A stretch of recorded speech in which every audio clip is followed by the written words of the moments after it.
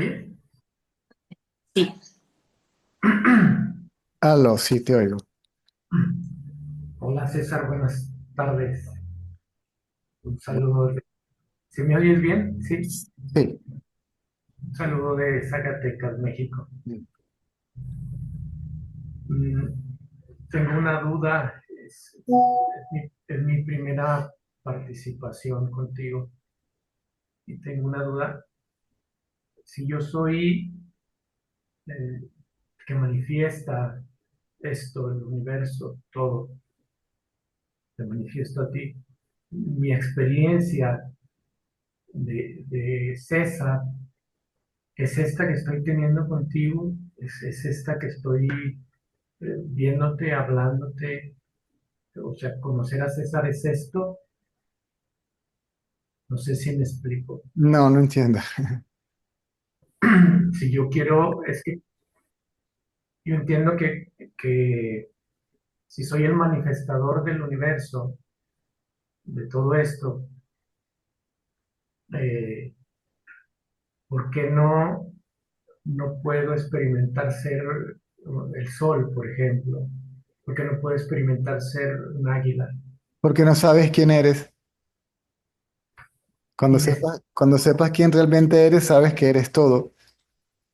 mi experiencia de águila es ver un águila, es lo que veo, es lo que es eso. No, no, no, no, no. Si hay una experiencia, hay un experimentador. El experimentador es el ego. El ego percibe todo como separado de sí, como otro. ¿Mm? Si el ego desaparece, sabes que eres conciencia. Y al saber que eres conciencia, sabes que eres todo. Y la pregunta acerca de esto y lo otro simplemente no surge.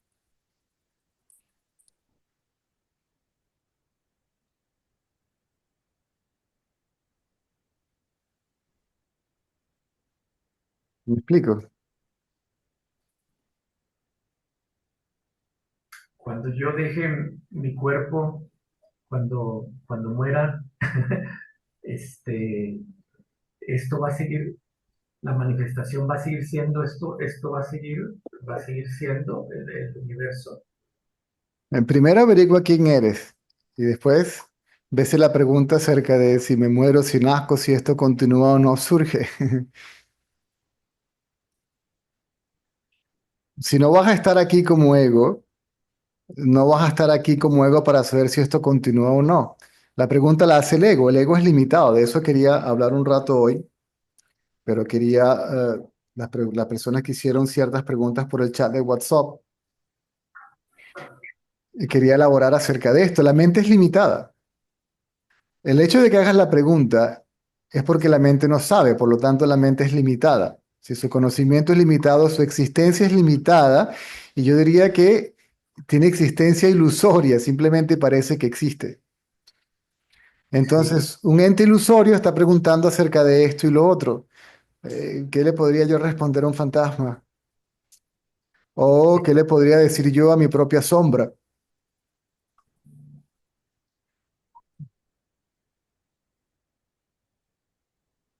sí, como un sueño, ¿no?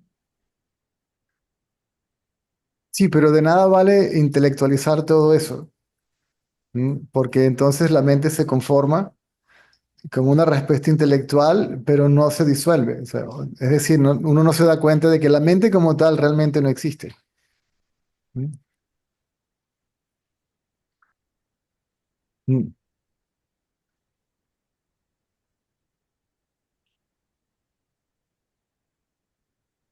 Soy manifestación Eres todo, eres la totalidad. y Como, siempre lo voy a hacer, siempre voy a estar manifestando, nunca voy a parar de manifestar. se habla de manifestación mientras la manifestación se considere separada de la conciencia. Si no se considera como separada de la conciencia, todo es conciencia. Por lo tanto, no hay manifestación. Entonces, de nuevo, si sabes que eres conciencia, la pregunta de que si dura por la eternidad o desaparece para siempre, simplemente no surge. Mientras el ego esté en pie, todas las preguntas acerca de esto y lo otro surgen. El ego, inclusive, siendo una entidad limitada, quiere saber acerca de lo ilimitado de su realidad y no puede.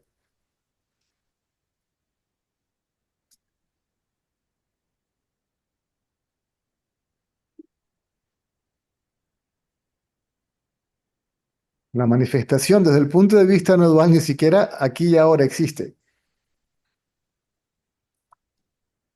Esto no existe, pues, esto No no va. existe, no existe quiere decir primero que es ilusorio y segundo que no tiene existencia separada de la conciencia. Si tuvieras un jarro, una jarra de... Aquí está la taza.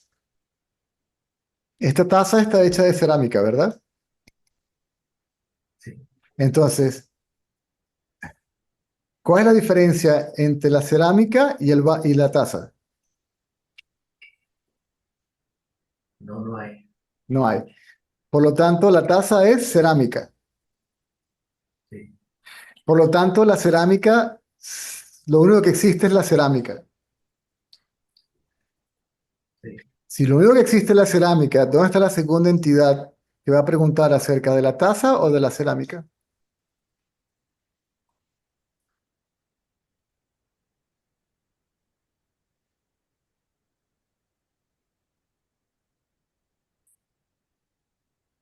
La taza significa la mente, nombre y forma. Nombre taza, forma circular, con un vacía, con un hueco, etcétera, una agarradera, ¿verdad? Sí, Pero la esencia es cerámica. sí, Sí. La taza no puede conocer a la cerámica porque ya es cerámica. Y la cerámica no conoce la taza porque la cerámica solamente sabe de sí. Es decir, el ego no puede conocer a la conciencia y la conciencia no tiene otro que conocer porque solo ella es.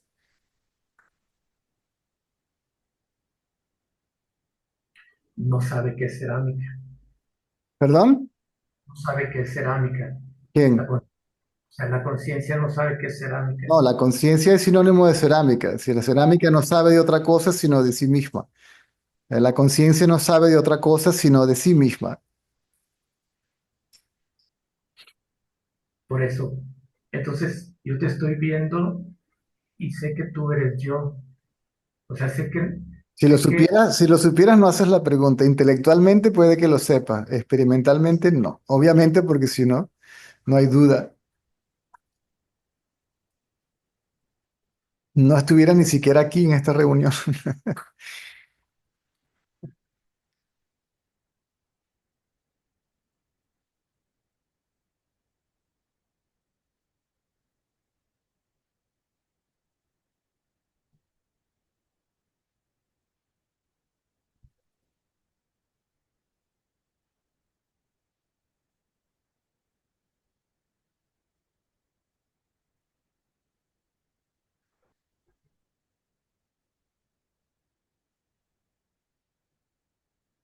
todo lo que pueda decir, todo lo que pueda es mente, ¿verdad? Correcto. Todo lo que puedas decir y pensar, inclusive hacer, es mente.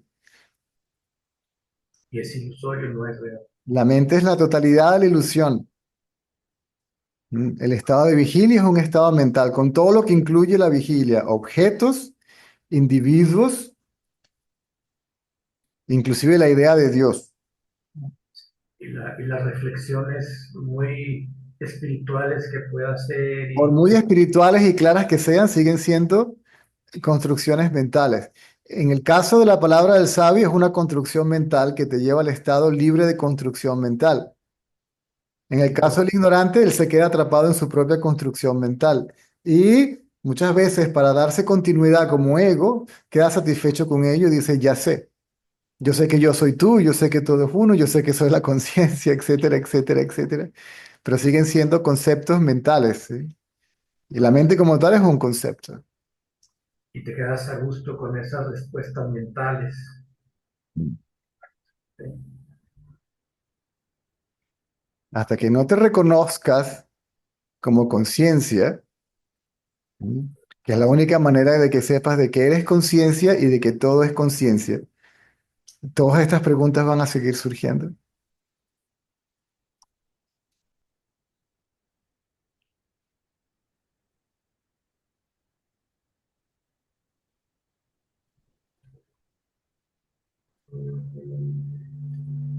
¿Por qué tengo miedo de hablar contigo?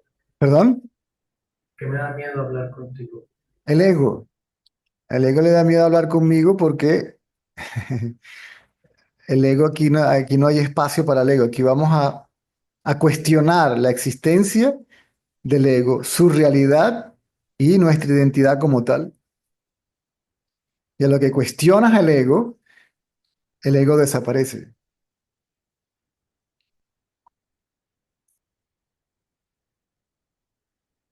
Tú crees que eres un individuo y piensas que estás hablando con otro.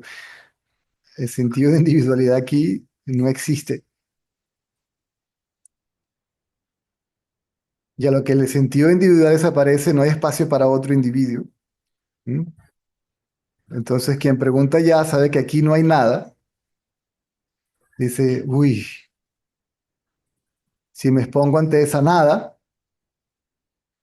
dejo de existir. No existe ni siquiera aquí y ahora. Parece que existe.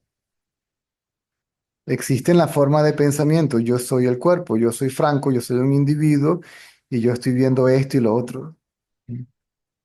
La mente no es solamente los pensamientos. Ese es el aspecto sutil de la mente. La mente también es todo esto. Todo fenómeno es la mente. Lo que realmente cubre la conciencia es el aspecto sutil. El pensamiento yo soy del cuerpo. Si ese pensamiento es sumergido en su fuente, por ende desaparece, primero que nada se sabe que uno es la fuente o la conciencia de donde surgió la mente y automáticamente sabes que no hay nada, de que nada de esto existe separado, externo o diferente de ti.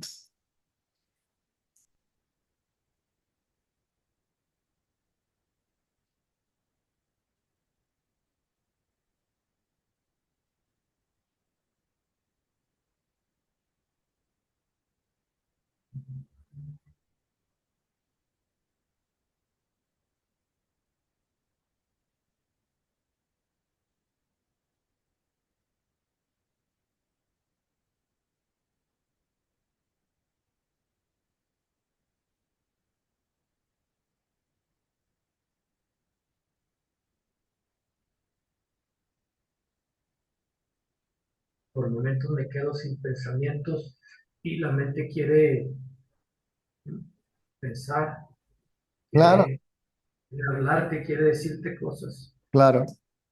Dependiendo de la mente del buscador, es posible que en satsang se aclare la duda y la mente se quede quieta, o la mente se queda quieta sola, o se le hace más fácil al buscador quedarse mentalmente quieto. Pero la mente puede que trate de revelarse y trate de levantar la cabeza, hacer una pregunta, hacer un comentario, de activarse de nuevo, porque sabe que si se queda quieta, se sumerge en su fuente y se disuelve en su fuente, que no pasa nada, simplemente pierde su sentido de separación. A una muñeca de sal no le pasa nada si la tiras de regreso en el mar. La, la, la sal no muere, la sal se disuelve, no desaparece, se disuelve. Y el sentido de separación entre la sal y el océano desaparece. La sal es el océano, por lo tanto no hay sal como tal. La misma analogía de la copa y la cerámica. No hay sal, por lo tanto solo existe el mar. No hay mente, por lo tanto solo existe la conciencia.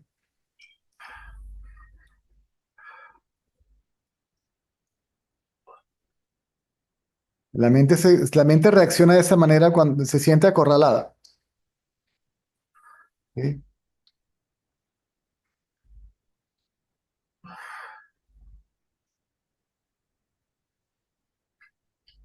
Y estas sensaciones que me dan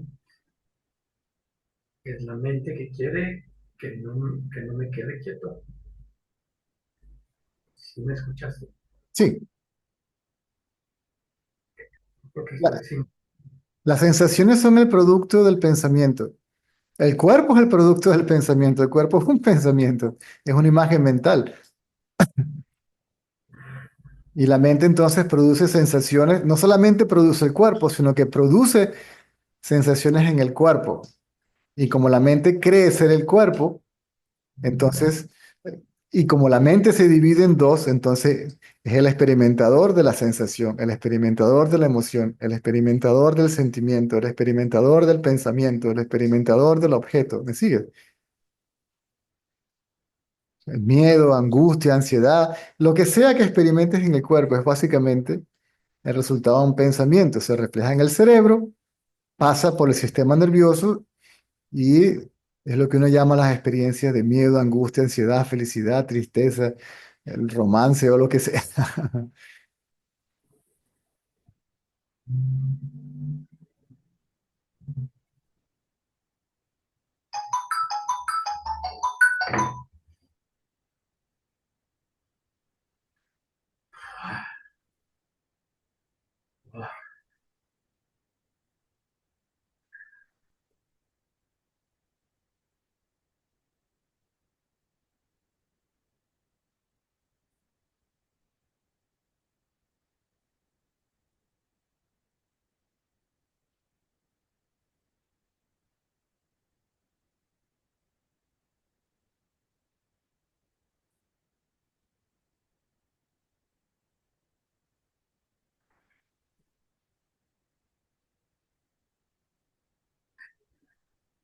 Gracias, gracias, César.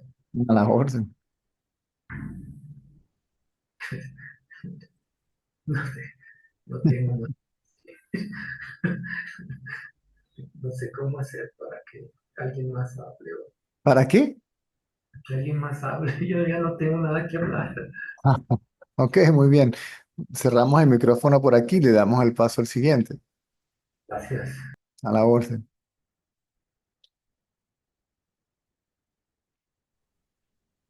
Hola César, Hola. se me oye bien. Sí. Tenía tantas ganas de verte, Mm, pero tantas, pero no ocurría. Pero ya estoy aquí. mm, No tengo preguntas, haría el tonto haciéndote cualquier pregunta. En cuanto me he conectado y estaba aquí en la lista de espera, me da a mí la impresión de que debería ir a verte en mm, persona. Que me da la impresión de que debería ir a verte en persona. Porque es solamente estar aquí sabiendo que tengo la mano levantada y ya se acabó todo.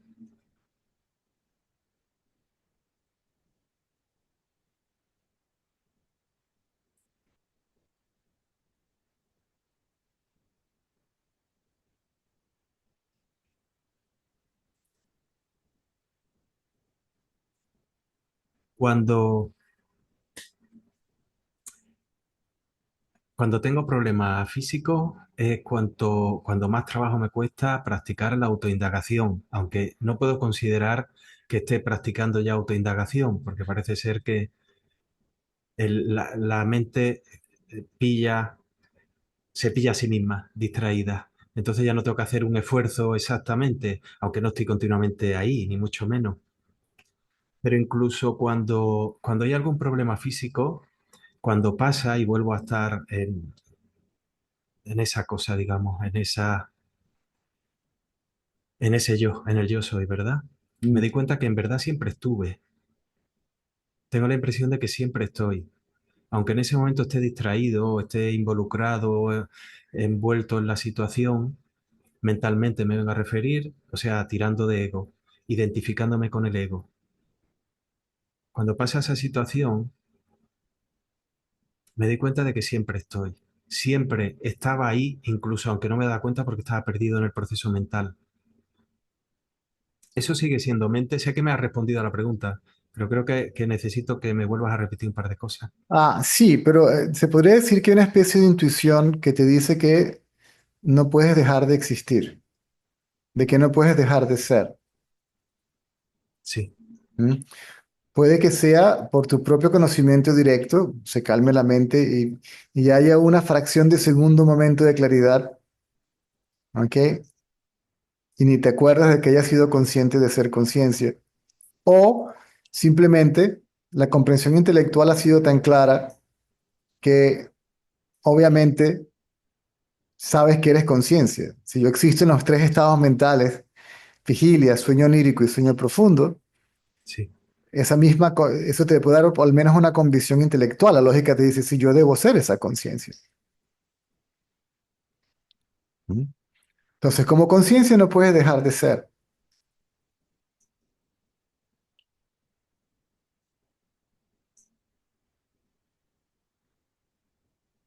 No puedes Perdona, nunca, no puedes nunca no ser.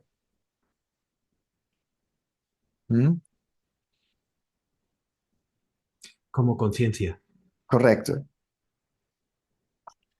Como conciencia, realmente existes como conciencia. Como ego no existes, como individuo no existes.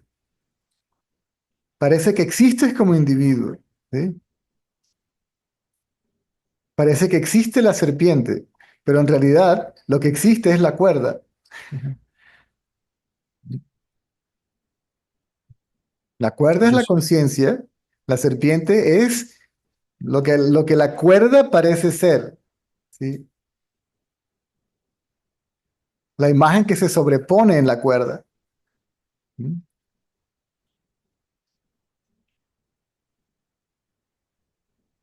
Esa fue de las primeras palabras que escuché del señor Ratanlal, inclusive antes de conocerlo personalmente, en ese video que creo que está en el chat creo que está también. Ah, dice, tú como conciencia existes, tú como individuo no existes. Parece que existe, es decir, el pensamiento yo soy del cuerpo es el que da la impresión de que nuestra realidad sin nombre y sin forma, conciencia, está limitada a un nombre y forma en particular, que lo que somos está sujeto a nacimiento, crecimiento, decaimiento, muerte, ¿m? sí. Esclavitud, liberación, reencarnación, libre albedrío, karma, destino, etcétera, etcétera, etcétera. Eso quiere decir que todo lo mencionado anteriormente, individuo, nacimiento, crecimiento, decaimiento, muerte, destino, karma, libre albedrío, esclavitud y liberación son solamente conceptos. En realidad no existen.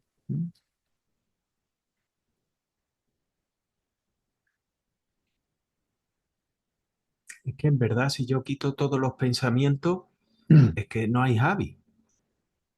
Porque Es Javi es que, un pensamiento. sí, Yo soy Javi, yo soy el cuerpo. A lo que te quedas sin pensamientos, el pensamiento Javi también desaparece. El pensamiento yo soy Javi.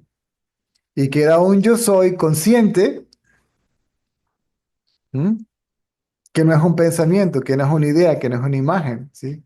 Queda la conciencia consciente de sí. Si la mente se queda sin pensamientos, por su propio peso, ¿ok?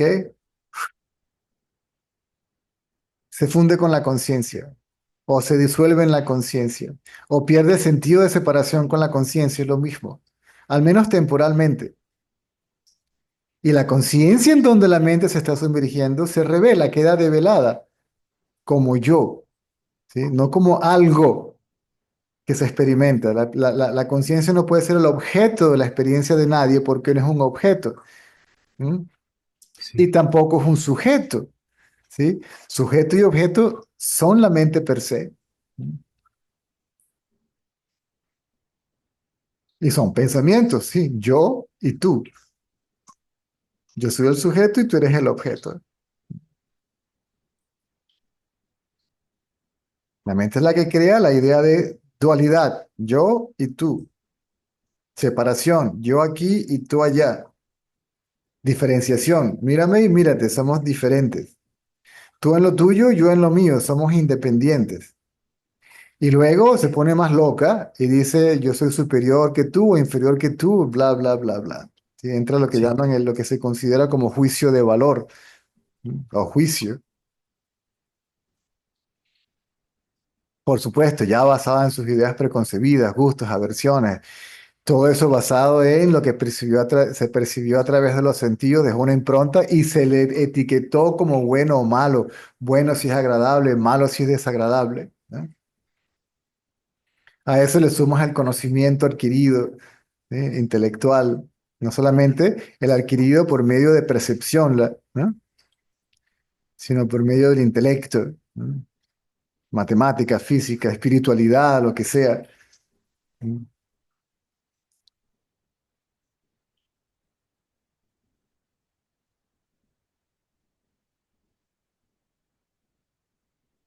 Yo recuerdo cuando era niño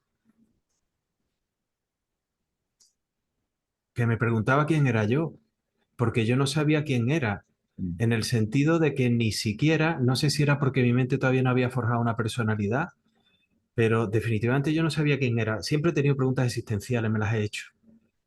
Por eso estás Y aquí. O sea, esa actitud existencial se hizo tan predominante, ¿ok? Se podría decir tan fuerte, que es la que produce este encuentro. sí, Y dependiendo de la mente del buscador, este encuentro produce el final, ¿sí? Del buscador, es el final del buscador.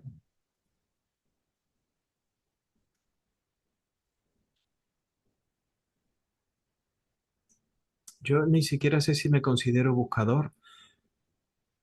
Es mejor no te consideres como nada.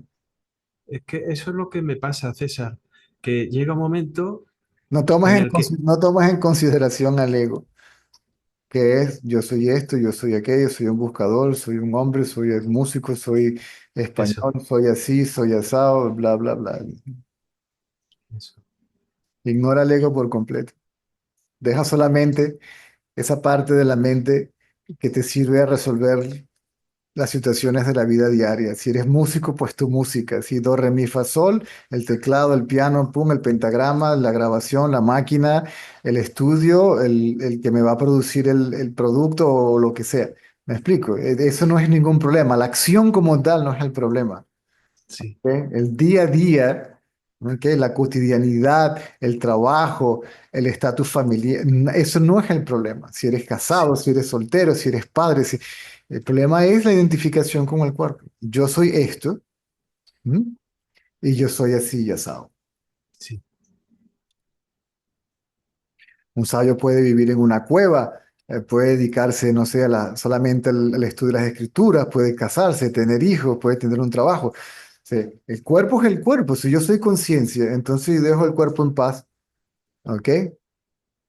Que actúe como está predeterminado a actuar, que pase por lo que tenga que pasar, ¿ok? Y la única opción que queda es no identificarse con él.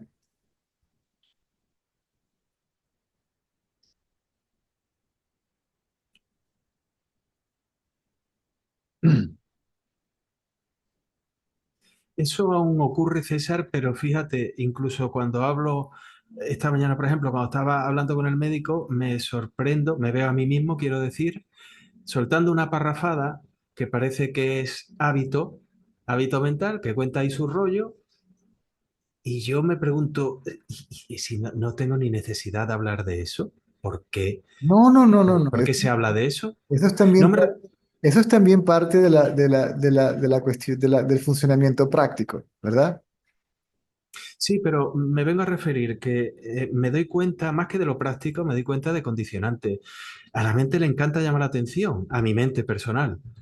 Le encanta llamar la atención. Entonces me pregunta el vecino, ¿cómo estás? Ay, vamos tirando. ¿Ya vamos tirando qué? ¿Quién va tirando? Y entonces me sorprendo muchas veces a mí mismo hablando así, ni siquiera lo estoy sintiendo, porque de alguna forma estoy como mirándome hablar. No sé si ¿Tú me crees que explico. un actor en el escenario que esté jugando el papel de Javi y que le pregunten, eso está escrito en el guión? Así que tiene de aquí, inclusive esta conversación, tú y yo, Sí, por sí, decirlo de alguna manera, ¿sí? Para explicar, para poder explicar algo, ¿verdad? Aquí, sí. aquí los dos estamos leyendo el libreto. Sí, lo he sentido alguna vez, claro. Entonces, que la película vaya por su lado, ¿m?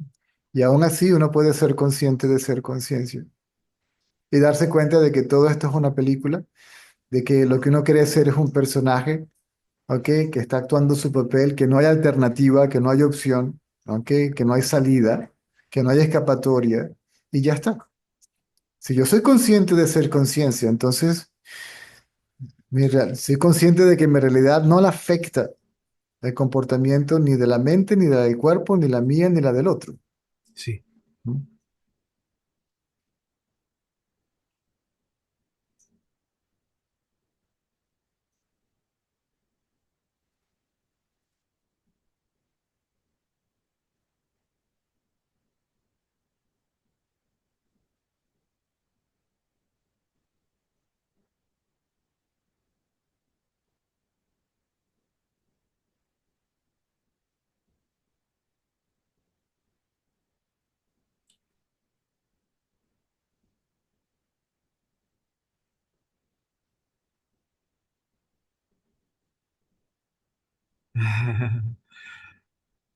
Esos fueron Creo, los primeros atisbos y empiezan a haber más atisbos. ¿Sí? La mente se empieza a sumergir en su fuente espontáneamente. ¿Ok? Llega un sí, momento en que se sumerge espontáneamente, que ya no hay que hacer el esfuerzo. ¿Ok? Puede que queden algunas tendencias. Ok, surge de nuevo. Puede que ese pensamiento yo desaparezca, pero el cuerpo-mente sigue funcionando. Y tú dices, espérate, ya va. Pienso, pero en realidad no pienso. Hablo, pero en realidad no hablo. Hago, pero en realidad no hago. Pasan cosas, pero en realidad no pasa nada. sí, ¿Mm? ¿Por qué? Todo esto, hablo, pienso, hago y pasan cosas, pero en realidad yo estoy o soy silencio. ¿Mm? Es decir, tienes la visión completa de la conciencia. Te das cuenta de lo no dual, de la realidad no dual de la conciencia, que es todo. ¿Mm? Nombre y forma y lo sin nombre y sin forma. ¿Mm? Realidad e ilusión son uno y la misma cosa. ¿Mm? Esa es lo que se llama la visión la visión de lo divino. No es que alguien tiene la visión de algo llamado divino o divinidad. sí. Divinidad es otro nombre para la conciencia. Por lo tanto, solo existe sí, ¿eh? La visión no dual, es la visión divina. Hay un libro del señor Ratanlal que se llama Unidad con lo divino. Unidad con lo divino. Voy a tener que leerlo. Yo no sé si está en en el chat de WhatsApp o en algún sitio. Es que me ocurre, César, que Yo creo que no lo suelo mirar. ¿Mm? Vale. Perdóname, que no suelo mirar el chat ni nada de eso, ni leer No, libros, ni nada de eso desde hace tiempo. pues Pero no. ahora que me lo dices, pues no No, sé, tal el vez. hecho de que yo cite un libro no quiere decir que todos tengan que leerlo. No, bueno, claro, pero Lo no único sé, que si me animo. solamente tienes que leerte a ti mismo. Sí, Ese libro sin palabras que eres, una hoja en blanco. La conciencia es una hoja en blanco.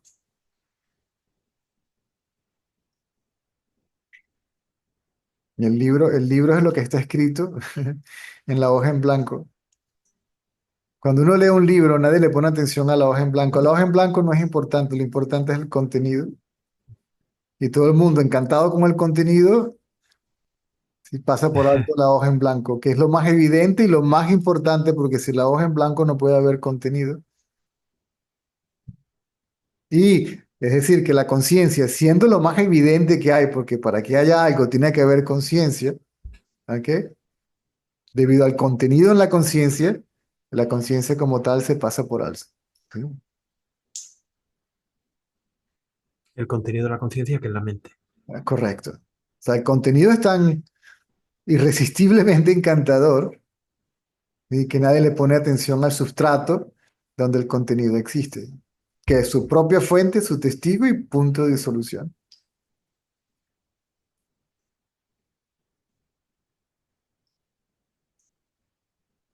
Y se le llama testigo mientras se crea que está el testigo y el atestiguado.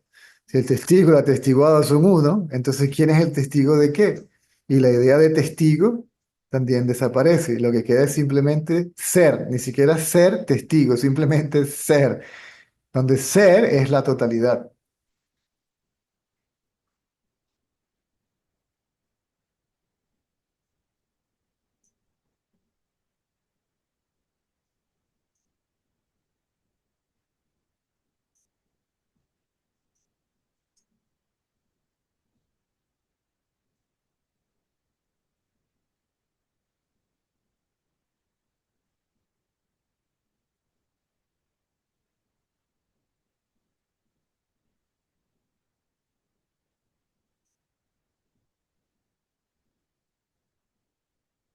Vivo entre el apego y el desapego. Hay un desapego de trasfondo Eso, continuo, pero apego y desapego también se van. ¿Sí? sí, Para la conciencia no hay ni apego ni desapego porque no hay otro, aparte de la conciencia, que la conciencia pueda estar, en el cual la conciencia se sienta apegado o desapegado. O sea, apego y desapego, todos los conceptos, ¿ok? sí, En este contexto, todas las díadas, ¿m? Le pertenecen a la mente. Apego, desapego, ilusión, realidad, manifestación, no manifestación. sí. Esto y lo otro. Las díadas. Las tríadas también le pertenecen a la mente, el que ve, lo visto y el acto de ver. ¿Mm? En la conciencia no hay ni, para la conciencia no hay ni díada, ni tríada, ni hostias, no hay nada.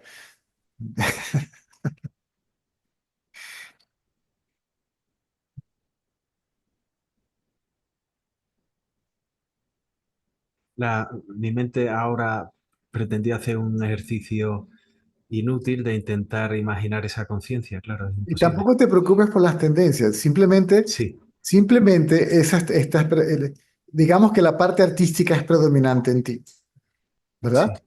sí, sí, El artista, yo no conozco algún artista que no quiera que le pongan atención. ¿Me sigues? sí, sí, sí, claro, El artista siempre tiene algo que decir. Por lo tanto, necesita a alguien que lo escuche, o que lo lea, o que lo oiga, o que lo vea, si es un pintor, o un bailarino, o lo que sea. ¿Ok? Ahora, sí, no tienes que dejar de ser un artista. ¿Ok? Si no te identificas como artista, entonces la tendencia a llamar la atención no va a estar allí. Aún y si llama la atención, aún si te consideren el músico más relevante del mundo, te va a dar exactamente igual. A que sí, si fueras un desconocido. sí, sí, sí, sí. ¿No?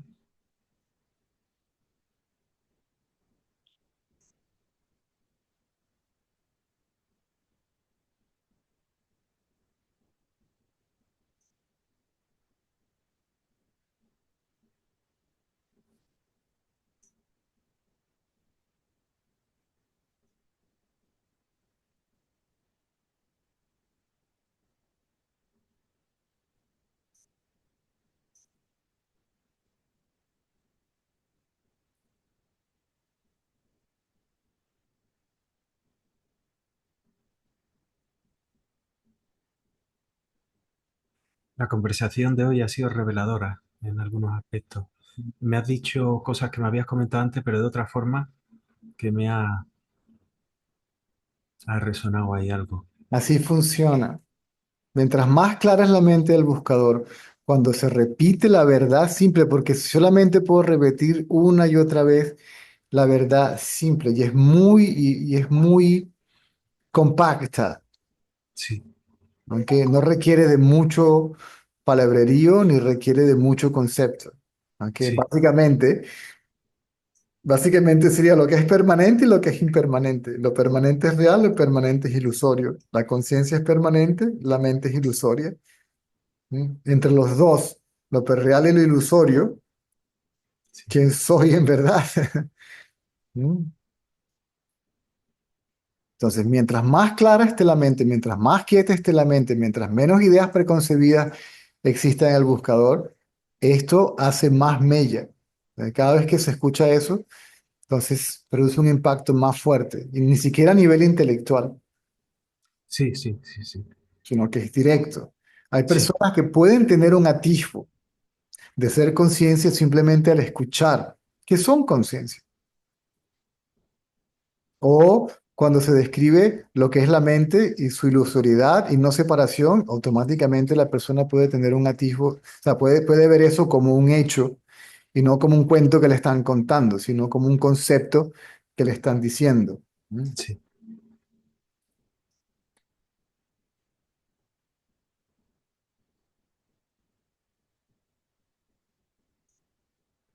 Afortunadamente ese es el efecto que tienen tus palabras. Y se pudieran decir que le pertenecen a alguien. Sí, sí, Es como si tuvieras eh, 8 cornetas, ¿ok? Una de cada, de una marca diferente. Sony, Pioneer, Sanyo, lo que sea. Y una es redonda, la otra es cuadrada y la otra es rectangular. O sea, el nombre y la forma son diferentes, pero la música que escuchas es la misma. Se podría en ninguna de las cornetas decir, esta música es mía. Sí, sí.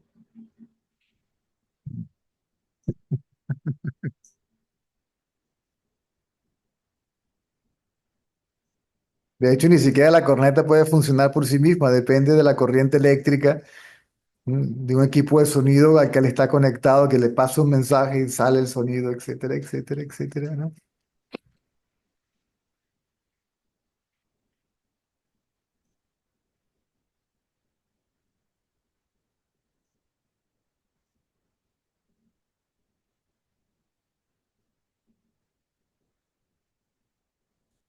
Te quiero decir muchas cosas y ninguna.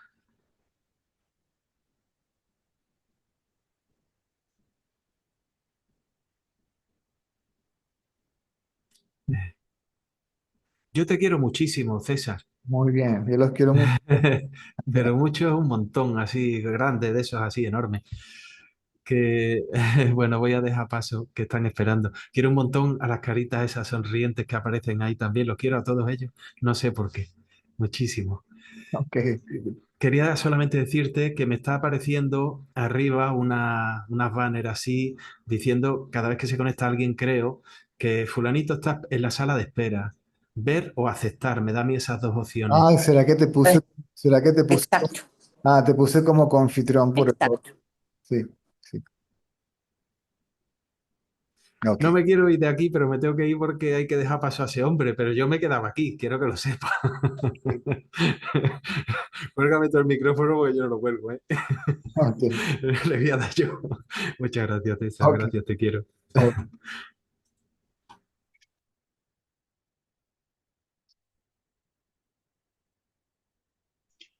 Цезарь, здравствуйте.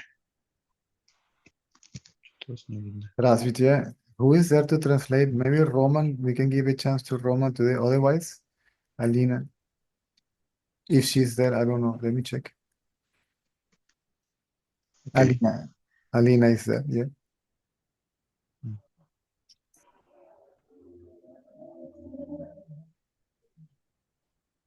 Alina. Ай, Здравствуй, Алина. да, привет, Руслан. Привет. Ты готова? Мгм. Цезарь, такой вопрос. Дилемма, скажем так. Возможно ли удерживать внимание на «я есть» без желания удерживать внимание на «я есть»? Cesar, I have this question, probably it's some kind of dilemma. Is Hmm. it possible to hold on attention on I am without actually wanting to do it, without desire to do it? No, at the beginning, it has to be done consciously. Eventually, unconsciously. А, нет, вначале это все производится силой воли сознательно, а потом оно может перейти само в такой как бы бессознательное. For many at the Само. beginning, the intention is required. And after a while, it happens without any intention.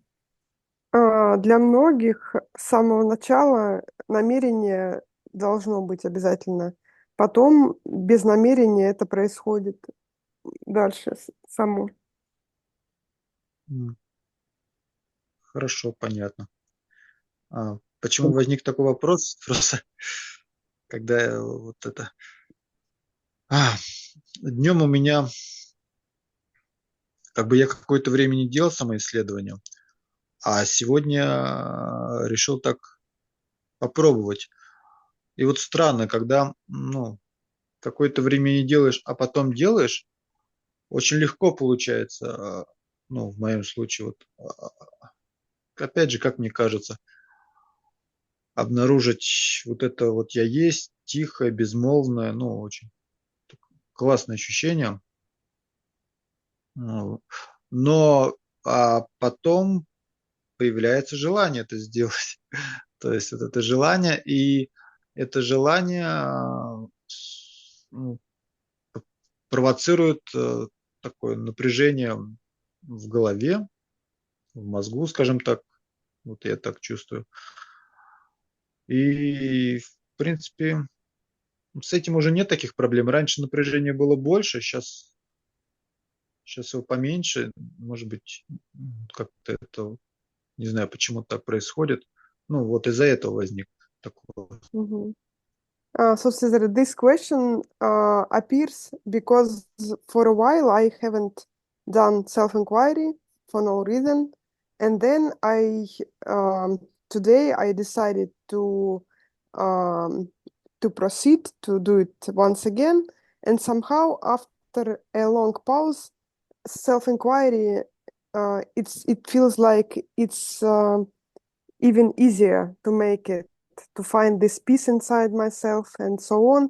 Yes. And after I did it, I noticed that some wish to make it again and again appears.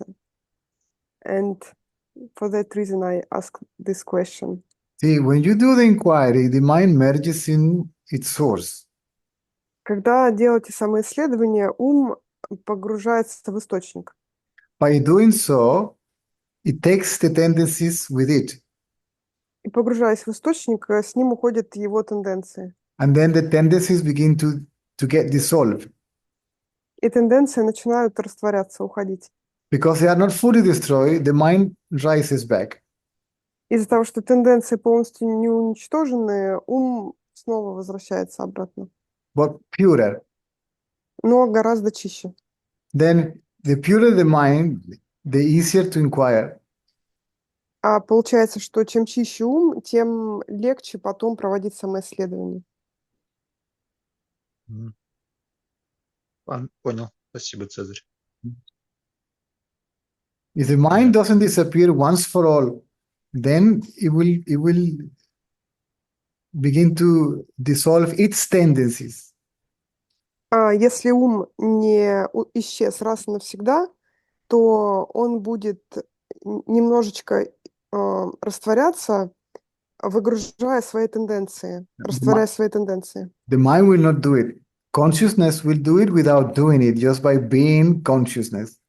На самом деле не ум это сделает, а сознание это сделает, просто находясь в осознавании. Понятно. Понятно. Ну, ладно, спасибо. Вопросов нет. Окей, thank you. Because the tendencies and the mind are inseparable. На самом деле тенденции и ум это не отделено. Мгм. So Ну да. the mind becomes weaker and weaker and weaker and weaker. Ум становится слабее, слабее, слабее, слабее. One can say purer and purer and purer. Кто-то может сказать чище, чище, чище. When it's pure enough, it will be absorbed completely, irreversibly in its source. Когда он очистится довольно сильно, он погрузится полностью и не вернется обратно. Ясно. Интересно. That's interesting. Ладно. Понятно. Спасибо. Okay, I get it. Thank you.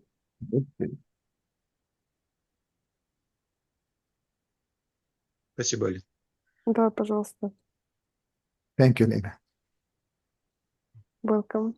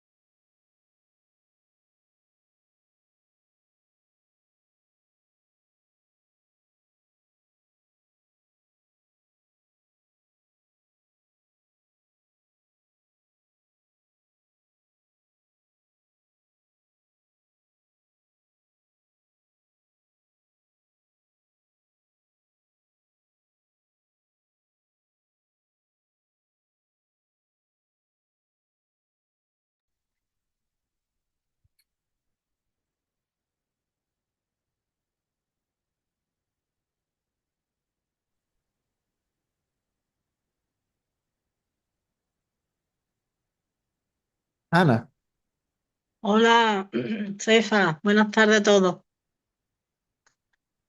Mm, Yo quería hacer un comentario, no es una pregunta, mm, para que tú me orientaras, no sé, para que me diera un tirón de oreja. Porque, nada, me voy con el pensamiento, me invento historias, me voy con las historias. Y claro, ya comenté yo en su día que es ya en ese estado mental, pues el cuerpo empieza ya a presentar síntomas de cansancio, de falta de energía y como taquicardia. Y es que es para que me tire un tirón de oreja, porque mm, vamos a ver, yo he probado lo que es estar en la mente. Ya se sabe lo que es la mente, lo que está. Y no sé por qué mi tendencia a irme con a bailar con el diablo, digo yo. ¿Por qué mi tendencia esa? ¿Por qué creo yo que tengo que estar sufriendo siempre? porque la tendencia a observarte a ti misma no es tan fuerte como la tendencia de la mente a irse para afuera, ¿sí? Eso se va revirtiendo poco a poco o de manera radical dependiendo de las tendencias del buscador, que la cantidad y la calidad, ¿sí? Que cuán fuerte estén radicadas. Que es importante es incesantemente ignorar a la mente y poner atención en el yo que ignora la mente,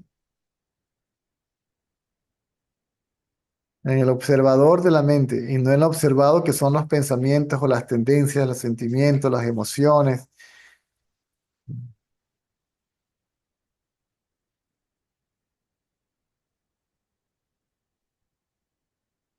Sí, sí, yo sé hacerlo, más o menos. Pongo mi atención en el observador de los pensamientos y desaparece los pensamientos y el observador, lo que tú dices. Pero a veces, Pero claro, mm, pero a veces no. claro, pero estoy más tiempo Muy bien, si no desaparecen, ahí, si en no, real. si no desaparecen, entonces mantente como el observador, observándote a ti misma y ya los pensamientos desaparecerán por sí solos. Mm, ¿Verdad? Tengo que tener la fuerza, la voluntad, como tú decías un día, de hacer Ana, ese. un segundo, tengo que atender esta llamada, ¿ok? Un segundo, disculpa, ¿eh? Vale, Ok, disculpa, que el transporte nada, nada, estaba buscando al niño nada. en un campamento de verano y no lo encontraba, entonces, Ay, por Dios. pero ya está listo. Ay, ay, y no me susto. Mm, Estoy aquí un poquito cuando estoy en la reunión en el satsang, pues siento como una ligereza. Y luego cuando se acaba la reunión, pues de momento, voy otra vez a la identificación con el pensamiento.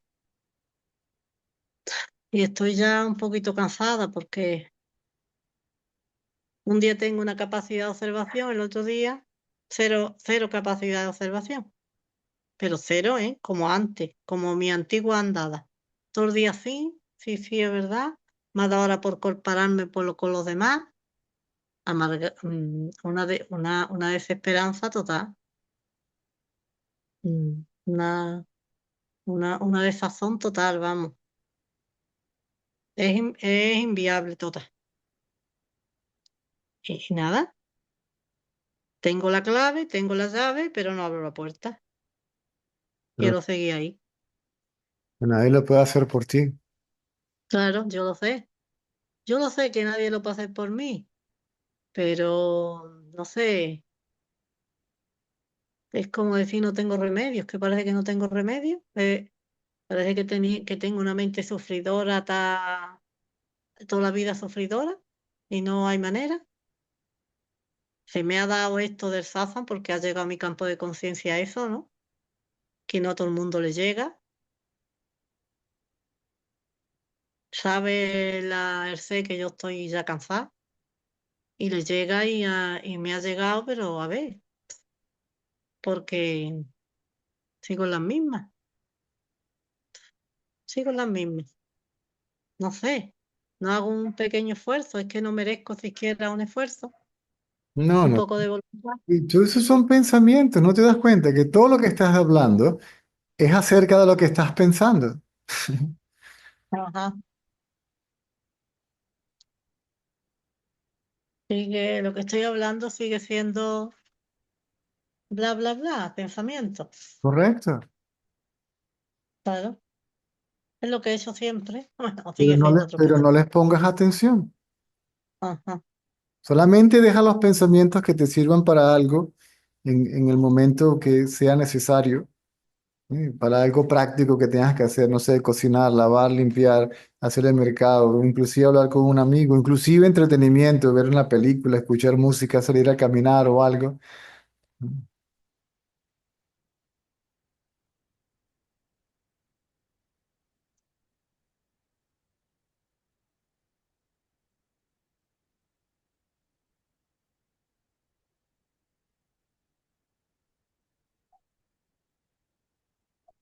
Pero es lo que tú dices. Cuando la mente calla, a mí me ha pasado, el esfuerzo no existe, se hace solo. Pero claro, mientras que está la mente activa, todo es una carga, todo es un esfuerzo, todo es un mal vivir. Pero sigues hablando de la mente. Mientras más hablas de la mente, más le das realidad a la mente. A la mente le encanta que hablen de ella, porque Ajá. le da realidad y la fortalece.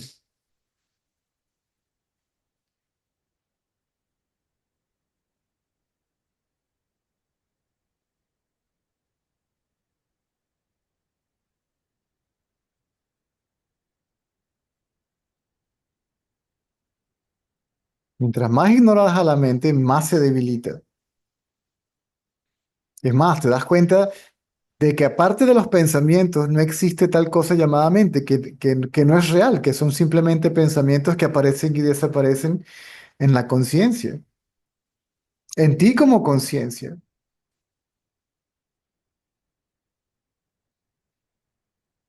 Y mira tú qué estimado qué estima les tengo a todos, que me los creo todos.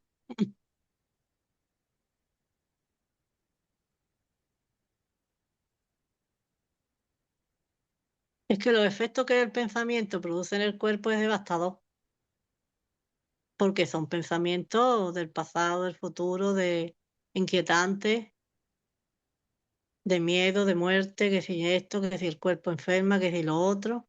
Y vale, dale que te pego con la mente. Mm, En vez de indagar ahora, ¿sí? mm. Y ver quién es el que ve a la mente, a ti misma.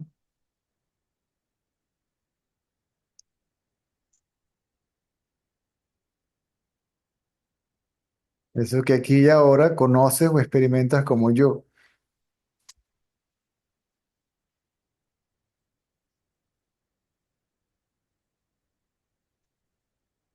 ¿Y quién es el origen del yo, no? ¿Dónde está el origen del yo, no? Tú eres el origen del yo, tú eres el origen de la mente. Los pensamientos surgen de ti o te surgen a ti. Entonces, obsérvate a ti misma. Me surgen a mí más bien, porque yo no sé de dónde surge. Te surgen a ti y surgen de ti. Ah, de mí. Ajá. Mm. ¿Quién es el que Sí, piensa? sí. ¿Quién es el que piensa? Yo. Entonces, yo soy el lugar de donde se originan los pensamientos. ¿A quién le surgen? A mí. Entonces, la atención va a ese mí, a ese yo, de donde surgen los pensamientos o al que le surgen los pensamientos.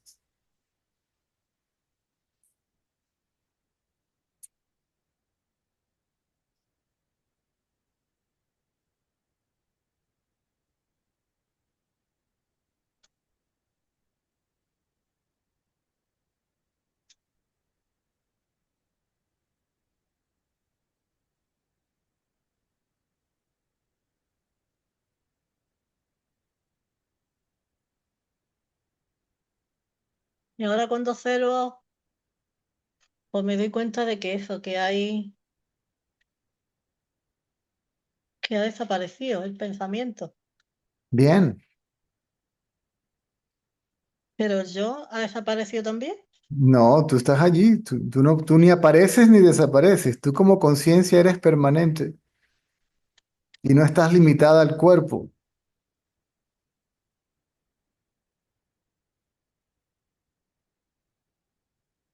Tú eres la conciencia de la mente y del cuerpo. Eres consciente incluso del aparente yo consciente, del aparente individuo que reclama ser consciente de sí y de algo.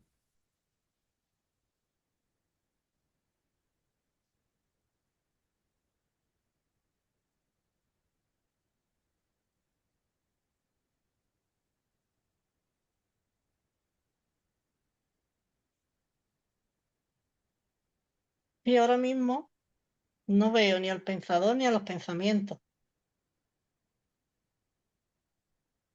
Solo soy consciente de la conciencia. Solo soy consciente del yo conciencia. Correcto. Como si todo se fumara, tan fácil como eso, como ponerse atención ahí.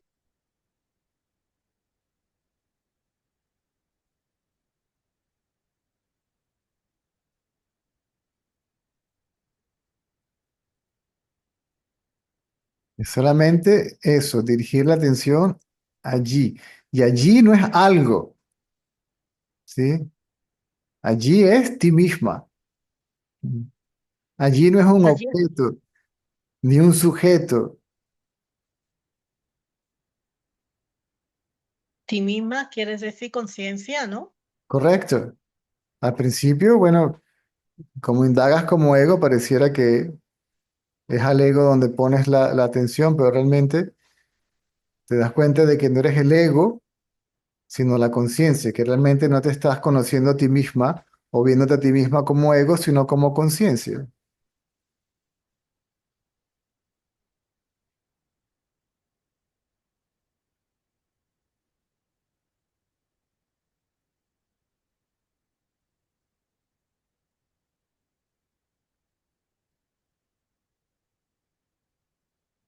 O todavía cuando pongo la atención en eso y desaparece el pensamiento y el pensador, Correcto. todavía tengo la sensación de que hay alguien observando. Perfecto. La idea de que el que observa es alguien va a desaparecer. Y te das cuenta que no es ni alguien ni algo. La conciencia no es ni alguien, ni algo, ni nada. La conciencia simplemente es conciencia. ¿M? Y se hace evidencia que esa conciencia es lo que yo soy, lo que tú realmente eres.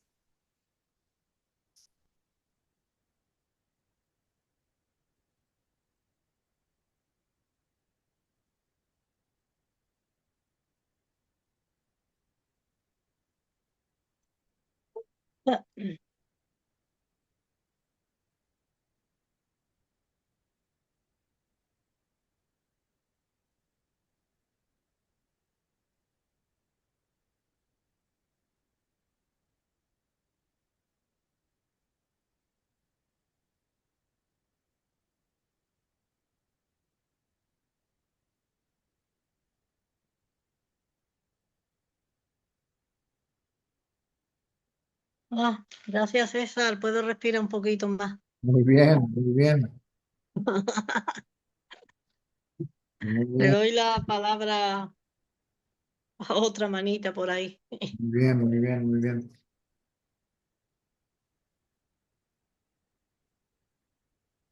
¿Cómo te fue? Papi, cuando sales del campamento, ¿te dejan ir a la recepción o te tienen que ir a buscar para allá? Ok, chao.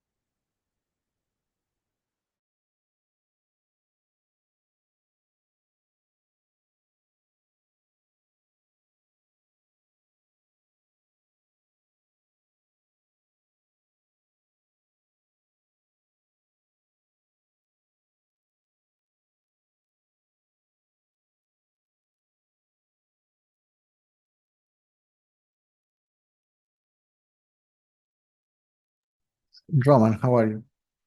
Hola, Cesar. Very good. Thank you so much. How are you? Good.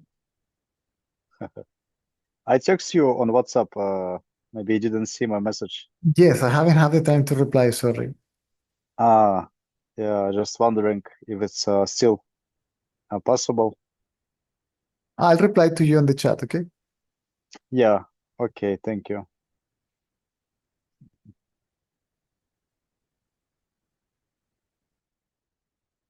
You wanted to talk about that?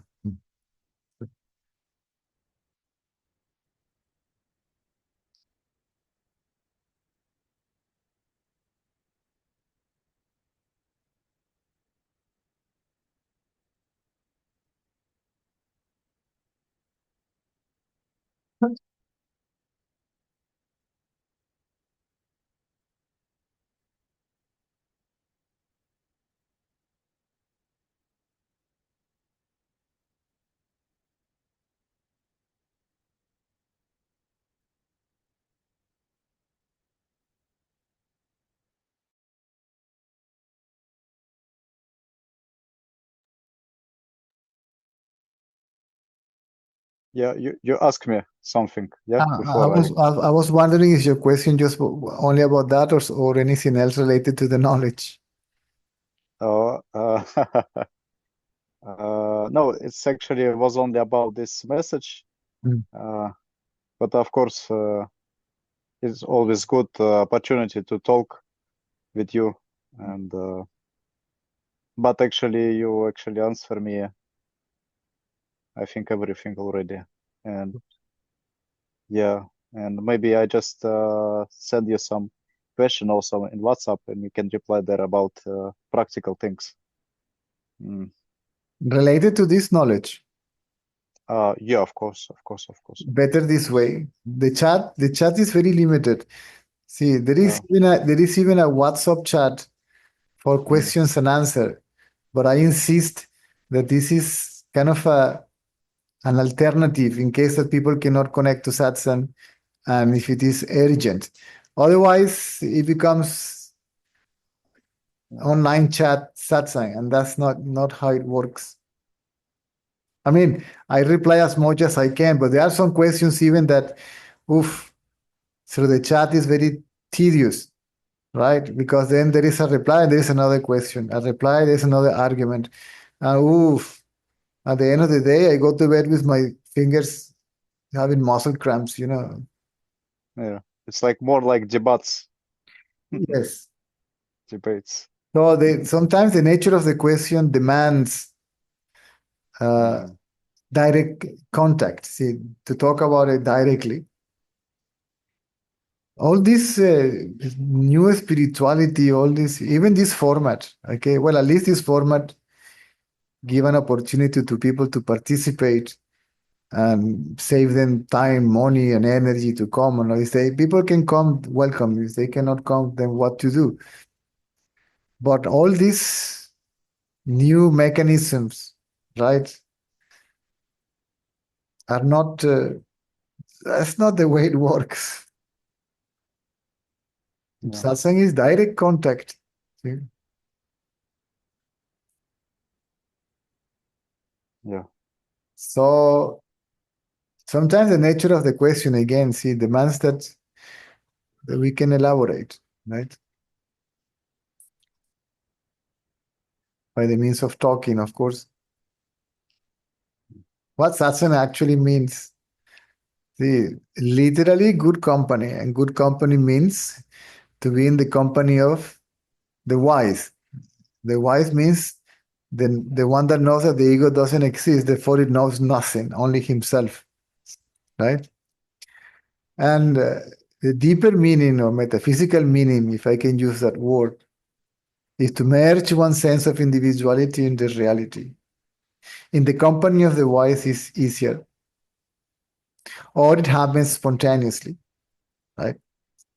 So all this internet stuff, online sats and all this, it is okay, it works, but it is not the same. I'm not saying that it shouldn't happen. It's happening. It is happening here, right?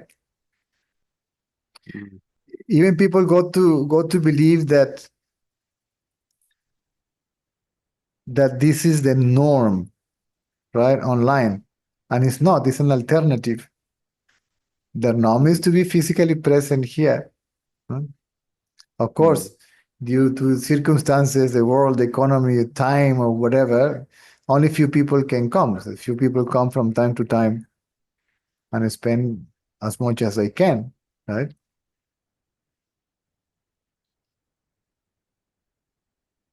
Yeah. Mm. Yes. Thank you for answering me, Mm. because I have this request Yeah. inside, and you answer. There is a chat. There is like a, let's call it a formal chat, okay, where the participants just have access to it and then they can ask questions, right? Mm. But there are some questions that, again, due to the nature of the question itself, so I tell them, please, if you can participate live, we can elaborate better. Mm. Yeah. Okay.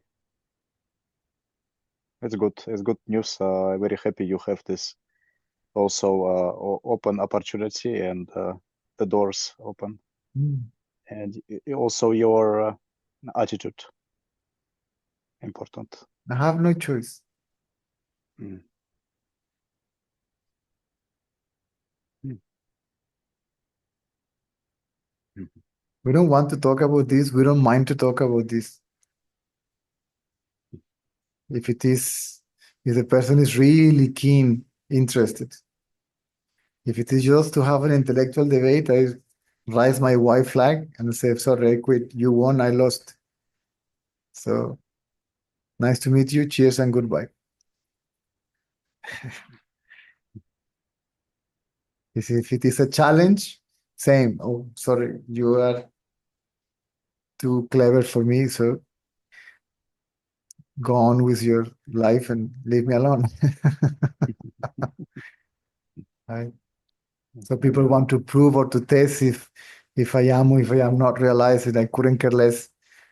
Right? Mm. See, how can I say I am realized? It's very silly. If I say I'm not realized, this is also silly, right? So no choice. Even Ramana himself, he didn't want to teach anything. He became aware of the fact that, okay, can't get rid of people, right? They somehow get attracted to me or here or by a higher power or whatever, say, okay, let's do this. Even though he ran away several times or Really? tried. But yeah. Even after everything was arranged for him, he Yes. Devotee has to go and look for him on the hill and beg, please come back.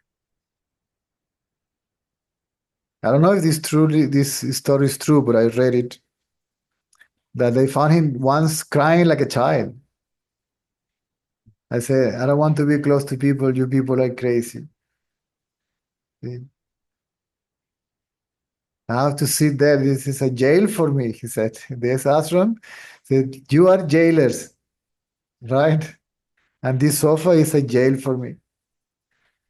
And then you basically, then I have to sit here and answer to all your questions, right?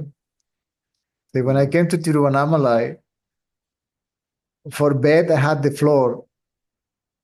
For ceiling, for roof, I have the sky. And for this, I have my two hands. I was very happy. I was free and I can move, see, freely, see, wherever I wanted. Now you build this thing and then you lock me in and I'm supposed to put up with all that, right?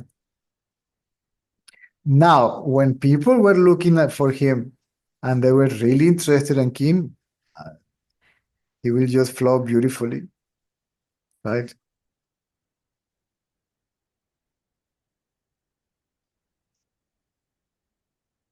Yeah. So all these new spirituality, people opening websites, YouTube channels, doing seminars, that's the ego. The only one that wants to teach is the ego, that has the urge to share this, knowledge and all that stuff. Even the person to whom I got this knowledge directly, he has spent with Baba how many years, for Christ's sake, like nearly 50 years. And he only spoke publicly for the last 10 years. Because Baba told him, go out and share this with the devotees. See? Mainly foreigners. And he refuses, no, I don't want to do this. You have to, you must. See, when the candle is lighted, you cannot hide it. See, you cannot put it under the table, right? You have to put it on the table so it can illumine the surroundings, right? And I was told the same thing. And I didn't want to do this neither.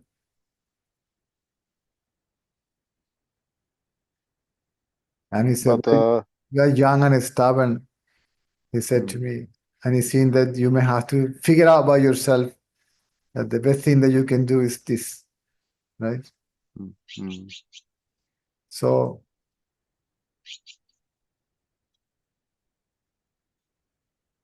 as I know, the Sai Baba, he go by himself to people, no? After his realization.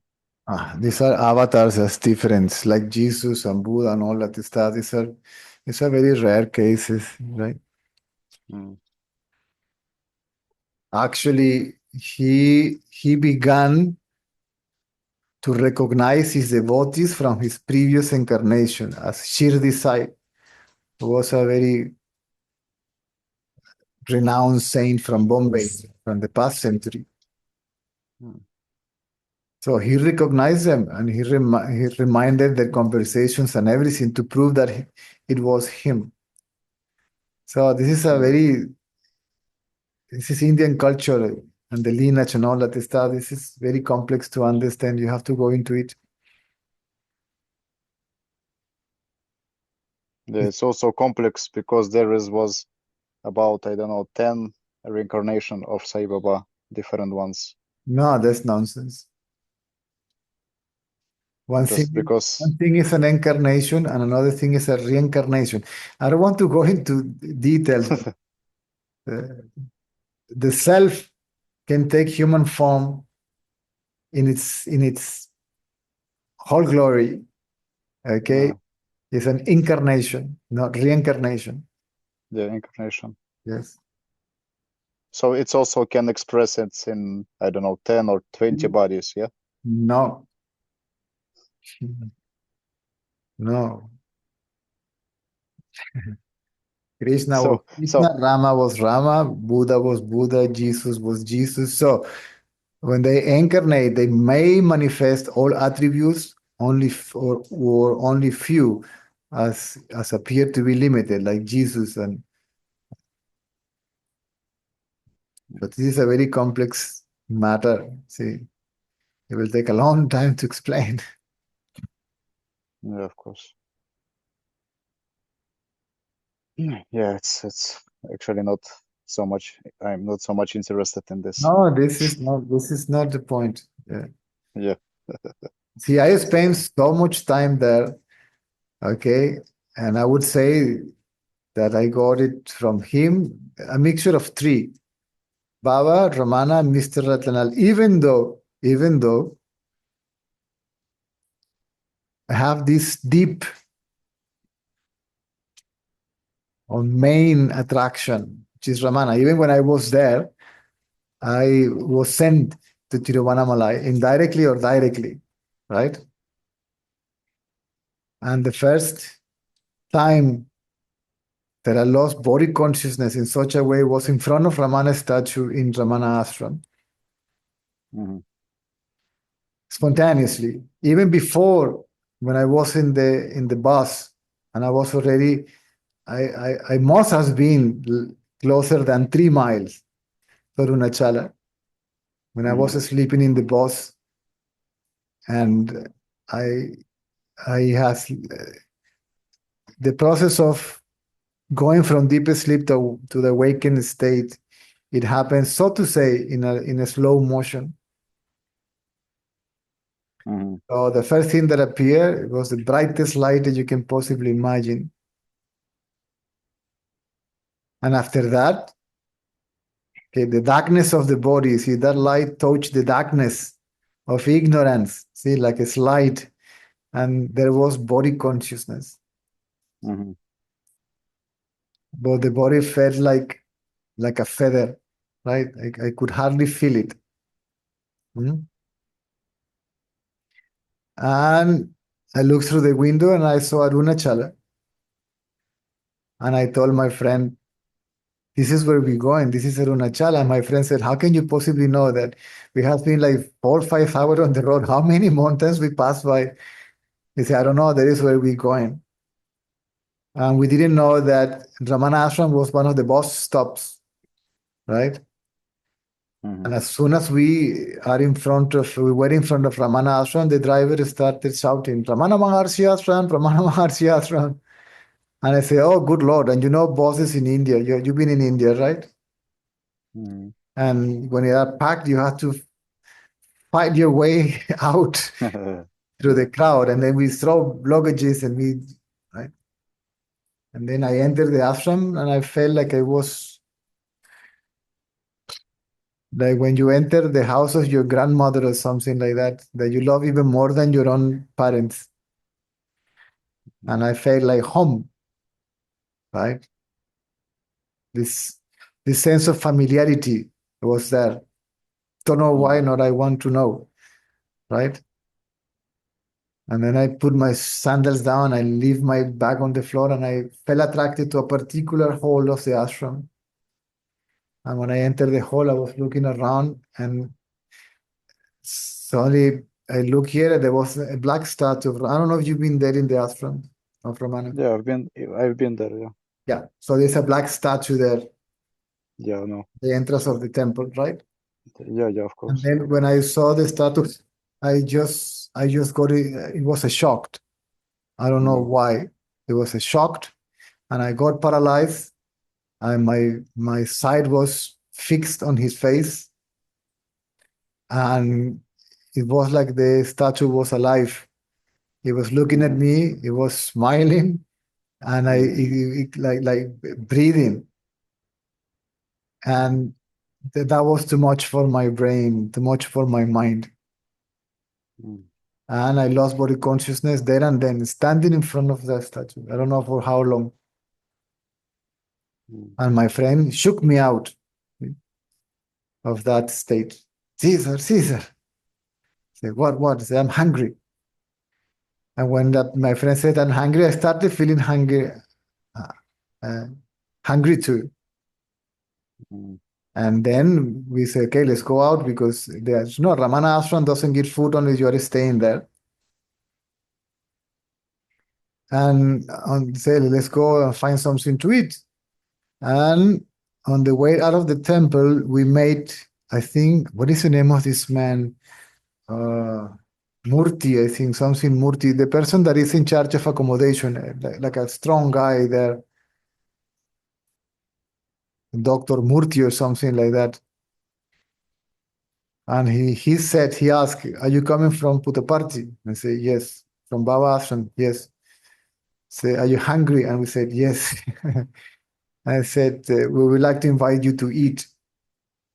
And then he took us to the dining hall. He was very kind and gave. Since then, see, I don't know if I don't want to take the liberty to say that we became friends, but every time I go there, this man is very kind with me and my family. Always remember us and greet us and all that. And then he invited us to eat. So for some time, I was just super happy. It's the ecstasy that stays for a while, okay? But it disappears. The ego comes back. And it was then after that I met Mr. Ratan Lal, and he introduced me to the inquiry. And when I did the inquiry in the hall, Baba somehow came out, right? That's a long story, just to make the story short. Mhm. And through the inquiry, I could consciously, so to speak, become aware of my reality. Mhm. So in the morning, I went to see Baba, actually. I went back to Venezuela after that trip. That was my first trip to India, actually, 1998. Mhm. Visa finished, money finished, ticket finished, time to go back home. And since then, the mind spontaneously will disappear and appear. And I could have just glimpses of myself. I could see my hands. Mhm. This is, I will hold my phone, for example. This is not I, and this is not I. Mhm. The one that says this is not I is not I neither, because I can see this I too. So I must be, again, see, I will recognize that which sees as I. Mhm. It happened strongly on the way back to on the plane. See, it was like a movie. I said, my God, it's like a movie. I'm in the plane, and this is just a movie. This is just a dream. Mhm. But arriving at Venezuela, of course, the old tendencies, relationships, attachments, and all that showed up again. I wouldn't say attachment, but somehow perceiving that the me came back again, and then it will go again spontaneously. I said, "No, I'm sick and tired of this in and out. I want this to be over." But I didn't know anything because I didn't have too much knowledge about this, right? Yeah. So I consider them Baba, see, the incarnation of the absolute in human form, expressing all his attributes and powers and so on. So I was, let's say, my personal God, right? For some is Rama, for some is Krishna, Buddha, Jesus, whatever it is the same, right? So the opportunity to go back to India appeared again, and took a plane, went back to India, and I began to understand what was going on, right? So I was sent to Tiruvannamalai, right? Things started happening after that, right? And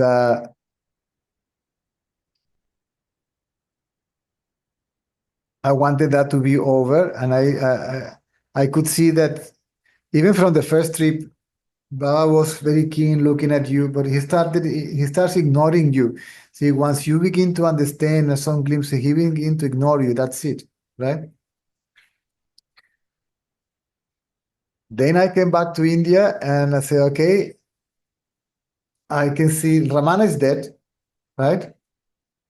You are directly, basically removing yourself, okay? So I read Ramana's book. I am missing one part of the story, but I just want to make it short. Don't even know why. So then to whom shall I talk? Because I want this to be over. And supposedly I have to have direct guidance from somebody, right? So I was kind of going through intuition more than knowledge of any book or anything. And then I remember I was in first line.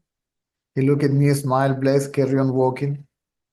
And on my way out, there was a big hall, a lot of people going on. I went out and put myself like in a corner, right? Embracing my cushion, letting people pass. And this old man somehow showed up, grabbed my arm, look at me, smile, look down, like thinking about something, and then look at me again and carry on walking. And I thought, that's strange. Who is this man? Why he has to do this to me?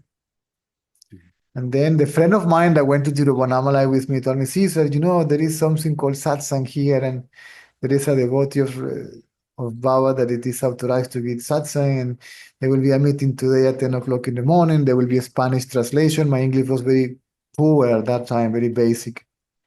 And I said, great, 10 o'clock, I went there. And to my surprise, the person that is going to give satsang is the same person that is holding my arm, right? And I say, wow, this is the answer to my question, right?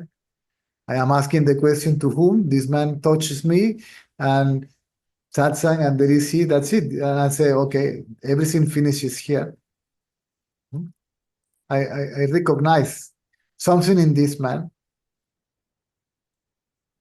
Then there was a small group of Spanish people, and I sat there, and he will not, if you didn't ask any question to him, he will stand up and go. He will say, if you want to keep quiet, you don't need me here, right?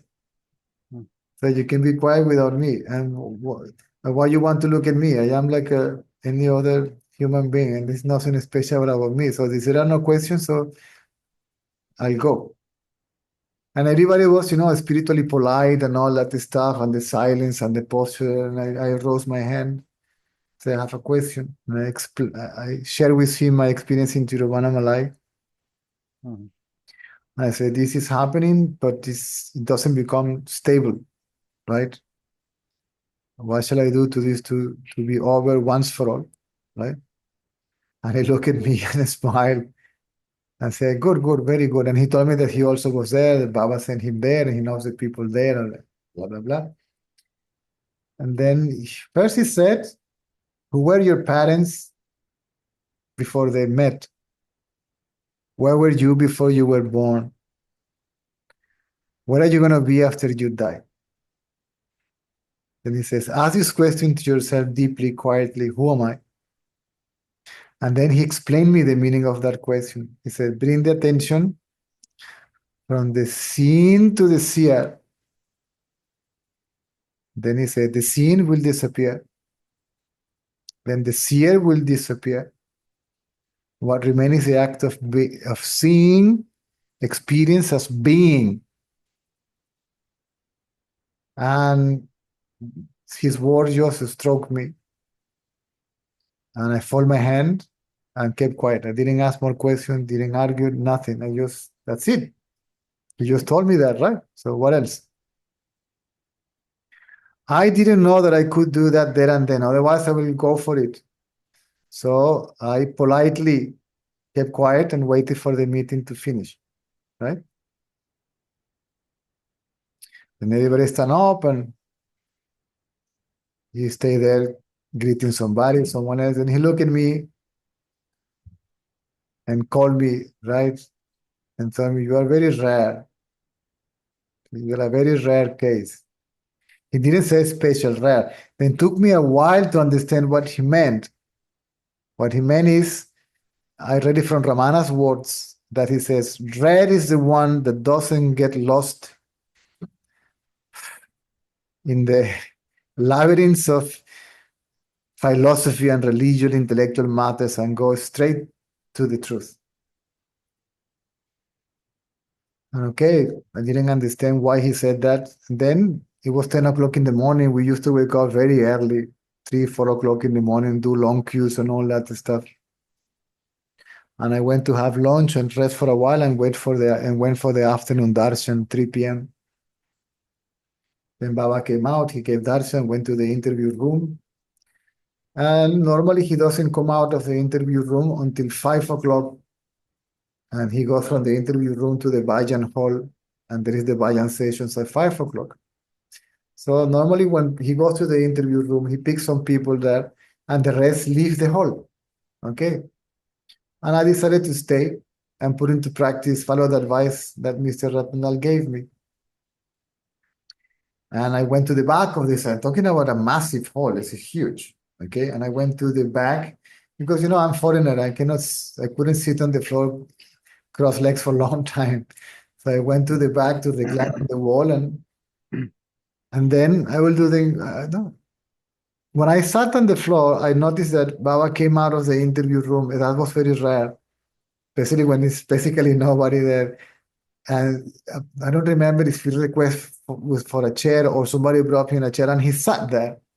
And not even, I was like here, like this is the hall. I was at the back here, and he didn't sit in the middle as where he sits right here.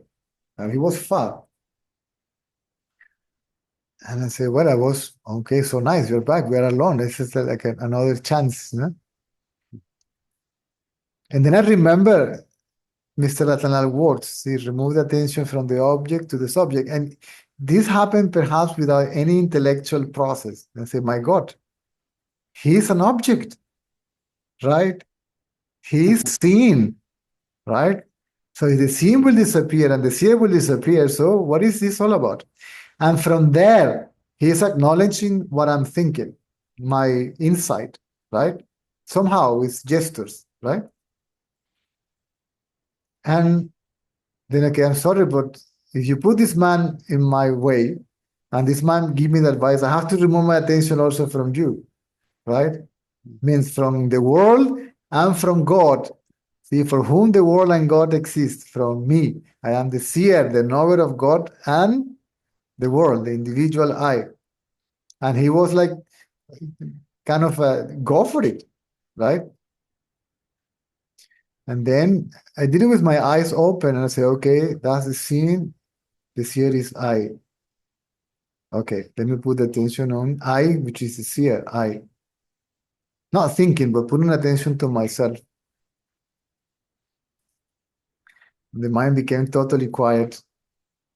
And I don't know, I never find the words to explain it. So I got used to refer to that with these words, some kind of a current or a force or a power somehow. Reveal itself from within at the right side of the chest. And took with it the sense of individuality. And I remain as that, as I. See, this conscious, nameless, formless, silent, very alive. And since then, it's never left you. No, it can, yeah. So after that, when you consciously, so to speak, consciously know you are that, even when that is not experienced by the mind, because that reveals itself by itself to itself, this is going to be interpreted naturally, mentally, or intellectually. So this knowledge will be reflected in the mind as the thought, I am that. That will substitute ignorance. I am the body, right? And with it, it comes excess. It's not in the moment of understanding. In the moment of understanding, there is absolutely nothing. Absolutely nothing. There is no feeling, thought, emotion, nothing. Then I begin to laugh like an idiot. Okay? Tremendous sense of ecstasy. My body was like jelly. I couldn't even hold myself seated. It's like I had no bone. And Baba was laughing from there, and then he make a gesture. Okay? And then he stood up and left. Job is done, right? And he went away. Then I had to put myself together because people were looking at me funny. See, I'm in a holy place, like laughing like a madman for no apparent reason. So I will take my music away from here because people are looking at me angry. Sevadals also were looking at me like in a funny way. And to my surprise, when I'm leaving this hall, Mr. Ratnalal was sitting in front of a building, on the staircase of a building, kind of waiting for me, right? And then he looked at me and asked, why are you so happy? And I couldn't say anything. I was thinking, what do you mean by why? Why what? Right? And then he stand up and approached to me and said, what were you doing? As I said, I was doing nothing. I was just sitting there with myself, just being myself. Then he started laughing too. Hold my hand. And we were like two idiots, swinging hands, laughing for no rhyme or reason. People were passing by like, what is with these two guys? And then he said, do you see that if we are honest enough, in a split second, we can have a glimpse of one reality? And he said, good, very happy, very happy. They say, well, where were you going? I said, I can function. I can function normally, physically and mentally, right? I said, I'm going to the canteen to have my breakfast. I said, what do you have for breakfast? I remember the conversation as if it happened a few minutes ago. I said, it's my usual porridge with a cup of coffee. I said, good, good. See you in satsang. Then I had my breakfast. I went to satsang, and then he looked at me and said, there were people there, and somehow he said, if he can realize, why couldn't you? And then he started kind of appraising my attitude, like, this is what is required, steadiness and blah, blah, blah, right? But in that moment, I really couldn't care less about what he was talking about me, right? Because there was nobody to react to it proudly or angrily or anything. I was just listening to these words. And then he looked at me, and then he says, if he can realize, why couldn't you, and blah, blah, blah. And he looked at me and said, once we have a glimpse, it may take a while, see, for this condition to become steady, right? But the ego came back, mostly in the form of a spiritual ego, right? And thankfully, this man shook it out of my system. Right? He will humiliate that spiritual ego or show it to me that it is there. So it was a mixture of material with a spiritual context or content, right? That was mainly this idea of having a partner and your spiritual half orange and even enlightened life together, and all this nonsense that doesn't exist. So there is no one soul, there is no twin soul neither, right? So it was when he was sure. I used to say that we were like maracas for him, right? And every time he will see you, he will shake the maraca to make sure, to see how many seeds were left inside. If there was sound, the sound of the ego inside. And then, obviously, for him, there were no seeds inside. And then he looked at me, okay, now go out and take over. And I said, no, I'm not going to do this. And I said, why? I had to come up with an excuse. And I said, well, because you are Mr. Ratanlal, I am Mr. Nobody. They want to see you, they don't want to see me. And I say, okay, good, very good. Before that, I entered his bedroom to pick him up to go to satsang. He was sitting on his bed, and I noticed that he was, when you see that somebody's life is coming to an end, right? And we believe that he has lung cancer and all that stuff. And he was 90-something years old.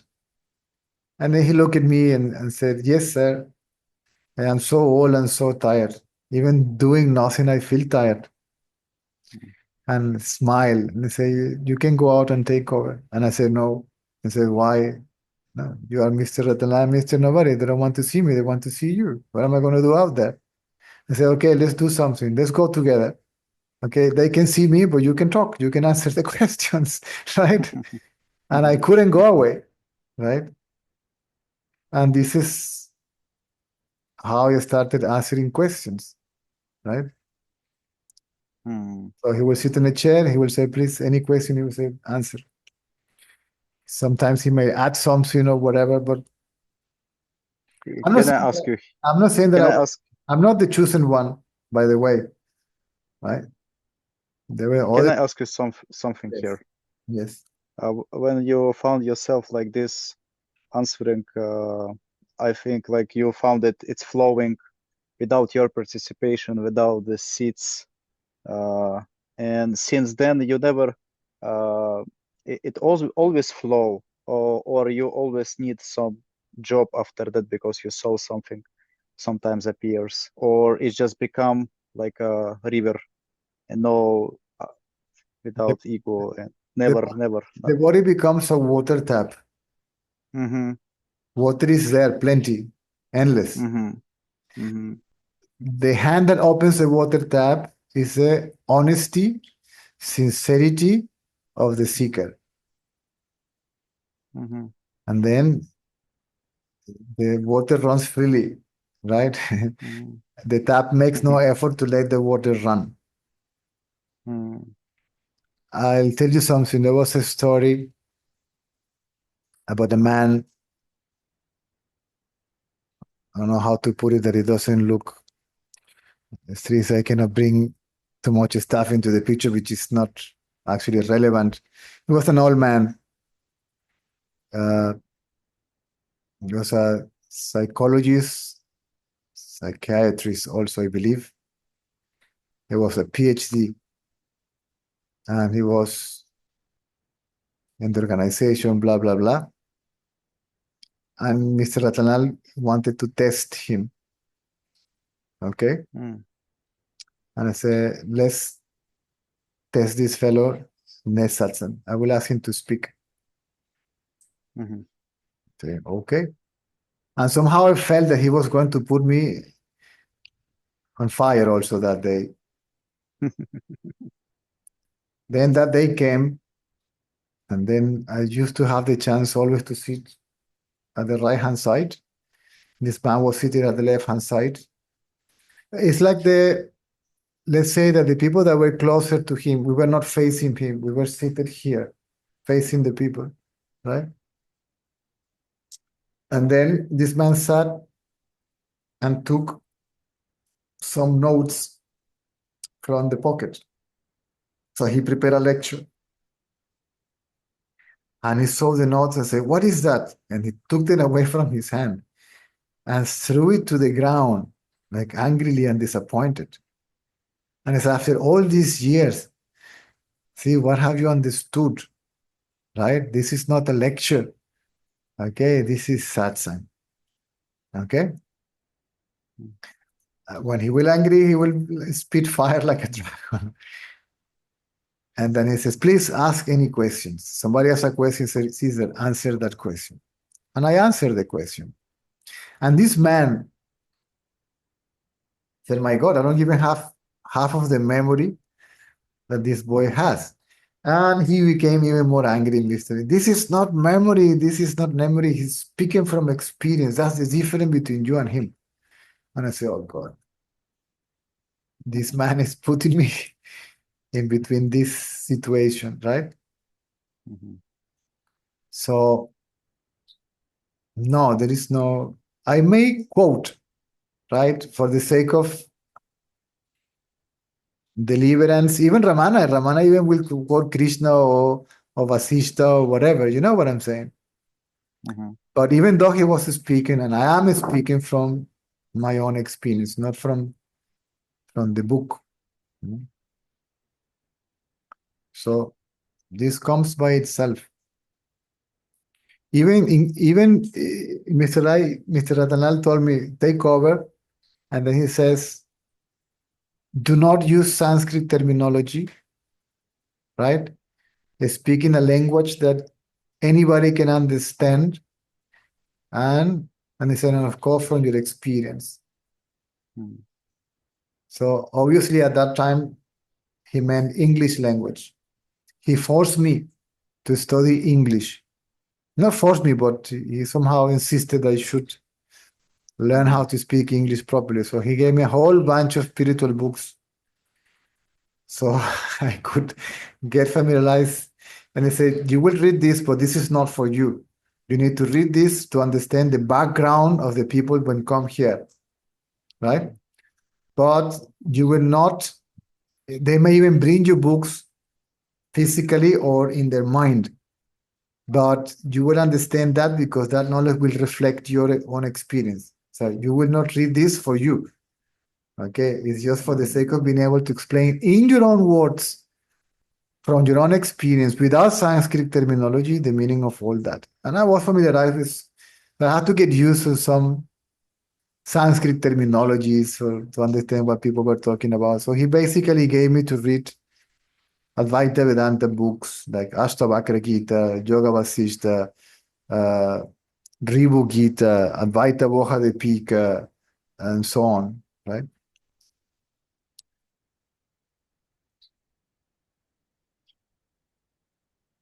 Even after some time, I said, I don't want to see, I'm going to to South Africa to live there with my partner. I say, oh God, you're young and stubborn. Okay, go. Figure out by yourself that this is what you have to do, right? And I ended going back there. It's a long story, but the reasons and all that. So How did you feel about that? It was like something is left that must play. I mean, that must happen on the screen. You're going to Africa and not. whatever needs to play out is going to play out. Mhm. But So you back because I got to understand this. I went to South Africa. I was working as a manager of a supermarket. It's not that I didn't like the job. I didn't like the way they were running the business. And I said, I don't want to be part of that. And I quit. And because I had some money, so I made a training course as a carer. You know, that it's like a nursing assistant or something. Mhm. And Australia is highly qualified and all that. And I did my training course. It was like 3 months. Then I did a working experience that you have to do when you end the training course. One, I did it in a private all age home, and in a public psychiatric hospital. While I was working there, this struck me like a lightning. See, I have the knowledge for people not to get here. What am I doing here? Right? Mm. So, and I remember his words. Mm. After that, you already passed the time. So all was set up that I had to go back to India, and I went back to the ashram, and then I spoke in the ashram for 2 years, and I was never a member of the organization or anything. I was somehow sponsored, so to speak. He passed away actually in between. One day after I arrived, Mr. Ratanlal, and the widow said, listen, he left a message, and you guys have to carry on, and you are here, and you start. And the dates, Baba appeared in my house physically and passed a message exactly, precisely when to arrive. And we arrived one day before he said I should be there. And he said, go to South Africa, don't waste time, get tickets, get visa, and off you go. And there were no bookings, but until the 21st. And I said, they put in a waiting list, and somehow 2 seats got released. And they call us, listen, you are not the priority, but we can feel that there is an urgency for you guys to go. If you want, you have to run here and pay the tickets right now. We went, we paid the tickets, and we arrived in India 15th of July, one day before the message. That was before the 16th. And he passed away between the 15th and the 16th, Mr. Rattenlal. Then I went to give the condolences to the wife. It was not possible for a few days because they were like a high, nearly royalty family. Okay, they were member of the government, so everybody was passing by, prime ministers. We saw everybody there. I said, there's no chance that we can get into that house to give our condolences to her. So after 2 or 3 days, somehow we managed to enter, and then she asked everybody to go out and talk to me and says, listen, as a widow, and because of our culture, I have to follow the words of my husband, even if he's dead.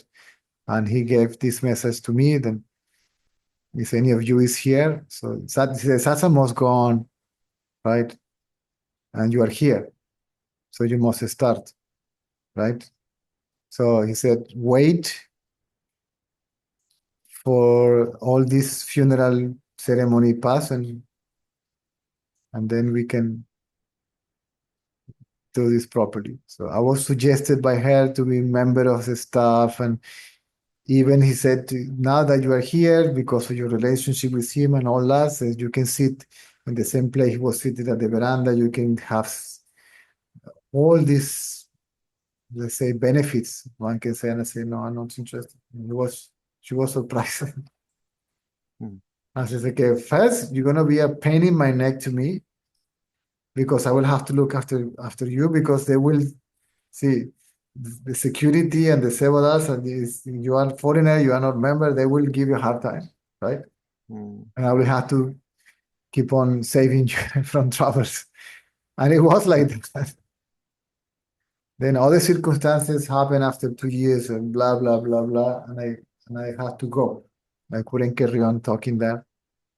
Mm. This is how, and I went to Tiruvannamalai just to, I am Mr. Nobody there. I told my partner, let's go there and forget about this story. I became aware about what is ashrams, organizations, and politics and all that stuff. And I don't want to be part of it. So let's go, get married, get a job, carry on with a normal. I don't want to speak to anybody else. I didn't want it to have anything to do with spirituality, spiritual people, all that. The wrong idea, see, which is a lot in those places. Mhm. So I went to Tiruvannamalai to hide myself there, rest for a month or so, and then go back to Lithuania, and blah, blah, blah. I didn't tell anybody when was I going, where was I going, because I was very well known there. I said, I have to get out of here without even telling to any travel agency that I'm renting a taxi from here, because this will be spread straight away. And I call a taxi from Bangalore to pick me up to Puttaparthi, and from Puttaparthi to go to Tiruvannamalai. When I got there were a whole bunch of Russian people waiting for me. I went to Shanti Cafe, you may know it, Yeah, right. because I didn't know Tiruvannamalai because I went there like twice or something, right? Mhm. So I was told, no, you go to Shanti Cafe and they will help you out to suggest your accommodation, right? Went to Shanti Cafe, they suggest something. And when I went to the cafe, there was a whole bunch of Russians, like 10. And I said, what are you doing here? We came for satsang. I said, what satsang? I'm not giving satsang here. And if I remember correctly, they got messages in dreams that I was going to Tiruvannamalai and the satsang was going to carry on. Mm. And I said, no, who is going to come here? I'm not going to talk to anybody. Why you came here? I said, no. And then they insisted. And I said, okay, I'll make it difficult for them. You find a place for me to talk and I'll talk. And they found it. Mhm. And the place they found was Ragini house. You know Ragini's house, right? I'm not sure. Rokinia? Ragini's Where it house is? was a place where all these people became famous there. Muji, Gangaji, all the G's, foreigners started there. I think I went there, but maybe it has another name now. No, well, they used to have this Indian food, organic and non-spicy, so many foreigners will go and eat there. Anyway, second day, Mhm, mhm. second Yeah, day, I think third I know. day, it was packed. No more space. Mm. Then they organized a Krishna temple and they gave permission for me to talk there. Then there was no more space. And then people organized a place called the Blue House. I don't know if you heard about it. There was a building with a big roof and ceiling, and then I gave talks there. And then the invitations to travel started. Mhm. And I organized in that trip to Tiruvannamalai the first tour. And then I did it for 4 years. 3 months India, 3 months Russia, 3 months Ukraine, and 3 months Europe, mostly ex-Soviet Union countries like Moldavia, Lithuania, Mhm. Estonia, Latvia. I will go even to Kaliningrad, blah, blah, blah. I will go and give retreats in Crimea, etc., etc. Mhm. So I did that for 4 years, I believe. And then after 4 years, I said, no, this is not it. You felt that it's not it, Well, but it I was it took told, 4 years. no, It took. no. I was told from the beginning not to do so. Mm. I was in India, and after 2 years, I got sick Mm. with a viral diarrhea. And I walk from my house to the hospital. The doctor says, "How did you get here?" And I say, "By foot." "From where?" Say, "From the Chitravati river." "Can't be." And then he pinched my skin, and when he did like this, my skin just remained standing like that. And I said, "You're totally dehydrated. What are the symptoms?" "You must have an..." Boom, they put me in a ward and with drip with antibiotics and stuff for 3 days. Then I got an invitation. After that, when I recovered, I got an invitation to go to Lithuania to translate, to rest, to recover, and to translate Mr. Ratanal books into Lithuania. At that time, I was in charge of the translation. Whoever wanted to translate this book into any language, I was there to give advice about the content and the meanings and all that. And I said, well, maybe it's okay. And I spoke with Mrs. Ratanal. I said, "Listen, I have this situation. Cesar, for God's sake, you have been talking for 2 years non-stop every day." Say, "Go." Said, "But come back. If they want you to speak, do it. But don't stay there. Come back here. Otherwise, you will be in troubles and they will take you for granted. Come back here. If they want to talk to you, if they appreciate you, respect you, and love you, let them come here." Said, "Let them do the effort to come here for this. Don't you go anywhere." But because after 2 years, I have to leave this place, and I went to Tiruvannamalai. I said I couldn't live in India because of the visa and all that. So, and I knew these people from there. All these people that went to Tiruvannamalai were from that environment. And then I see more of that. That is not only here, but it's everywhere. And then after nearly 4 years, actually, I got physically, I collapsed physically because of the jet lags, the change in food environment. The body couldn't take it for too long. And I said, "No, we'll go back to my roots, so to speak. I'll settle somewhere. If the people want, let them come." And I settled for 2 years in India. So I don't travel anymore. And I settled in Tiruvannamalai for 2 years. Then India was no more possibility. And then I went to Thailand and I settled there for nearly 4 years. The pandemic and everything, and too expensive, blah, blah, blah. And then we came to Venezuela. So I'm saying this because this is how it works. This is how it works. So I haven't managed to be able not to do this. And I try 2 times at least. And I keep on back here on a chair answering people's questions.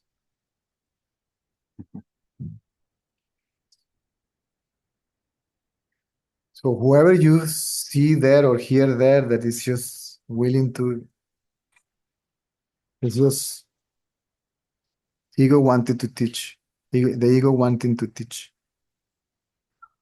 And they begin to see this as a means,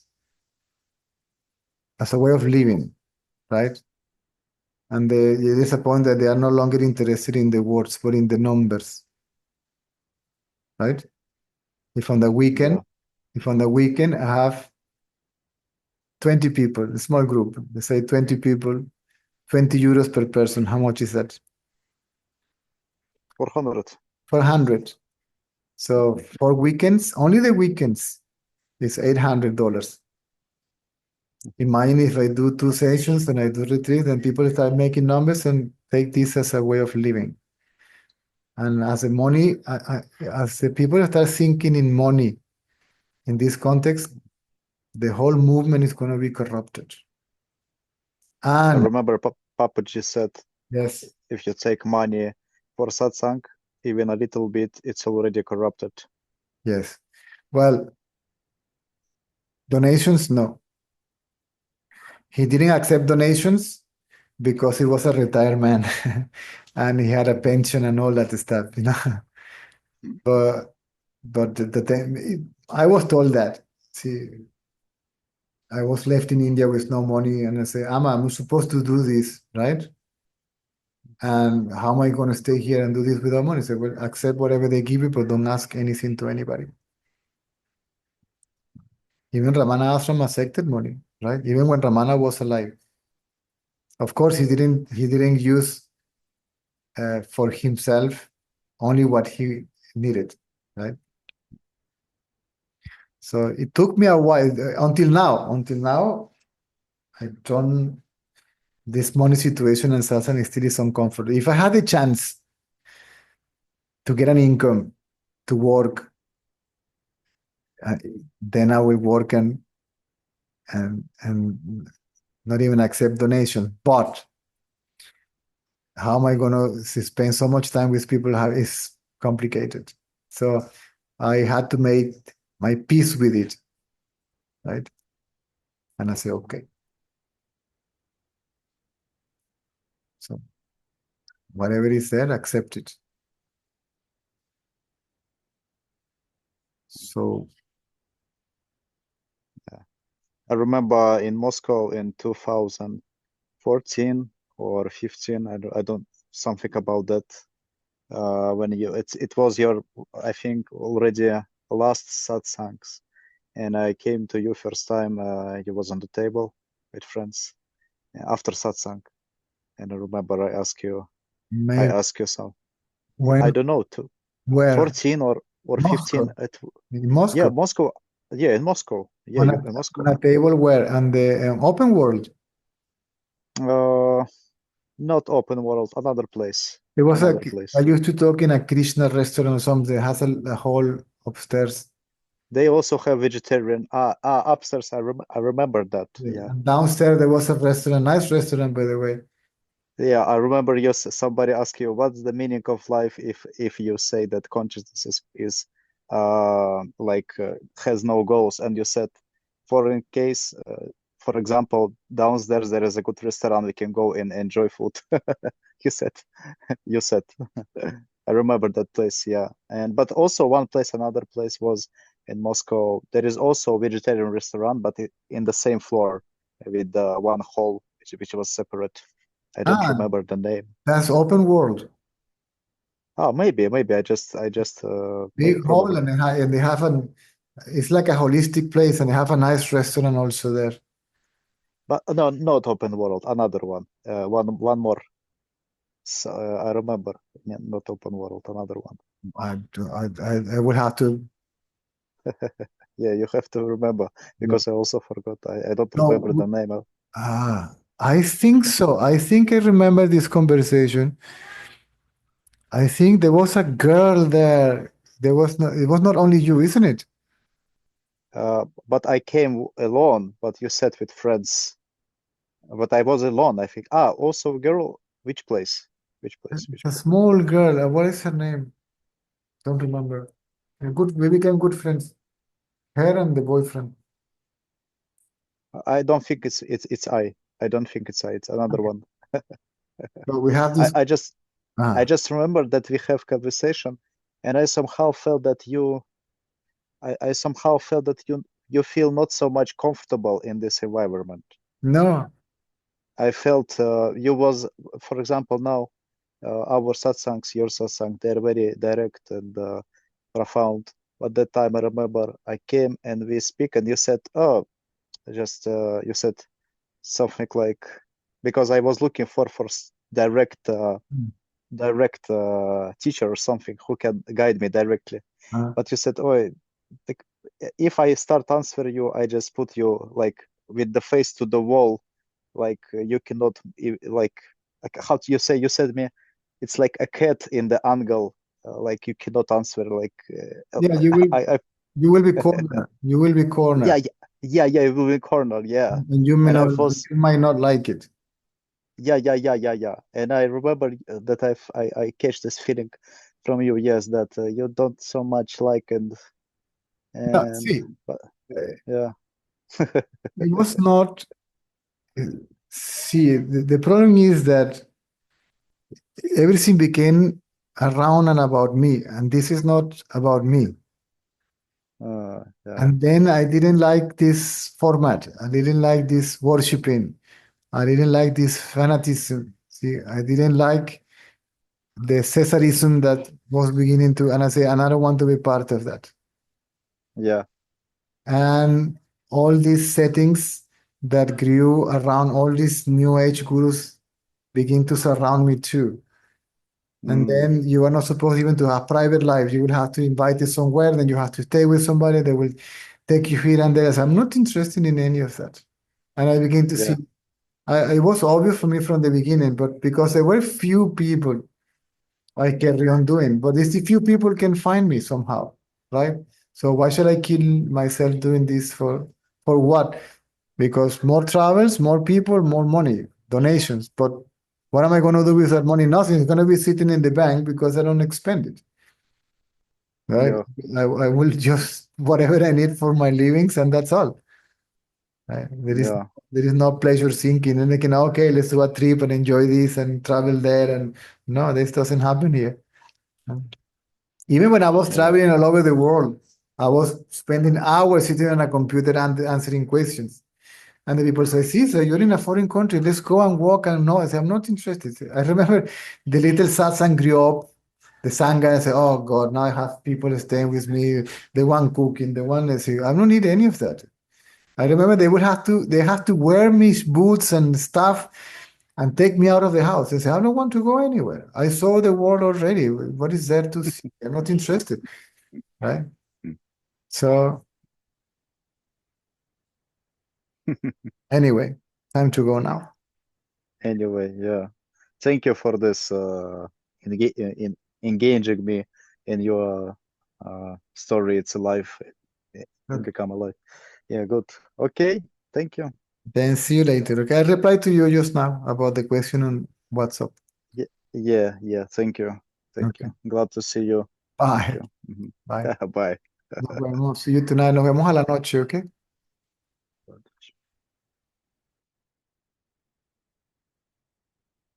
Oh, Maxim.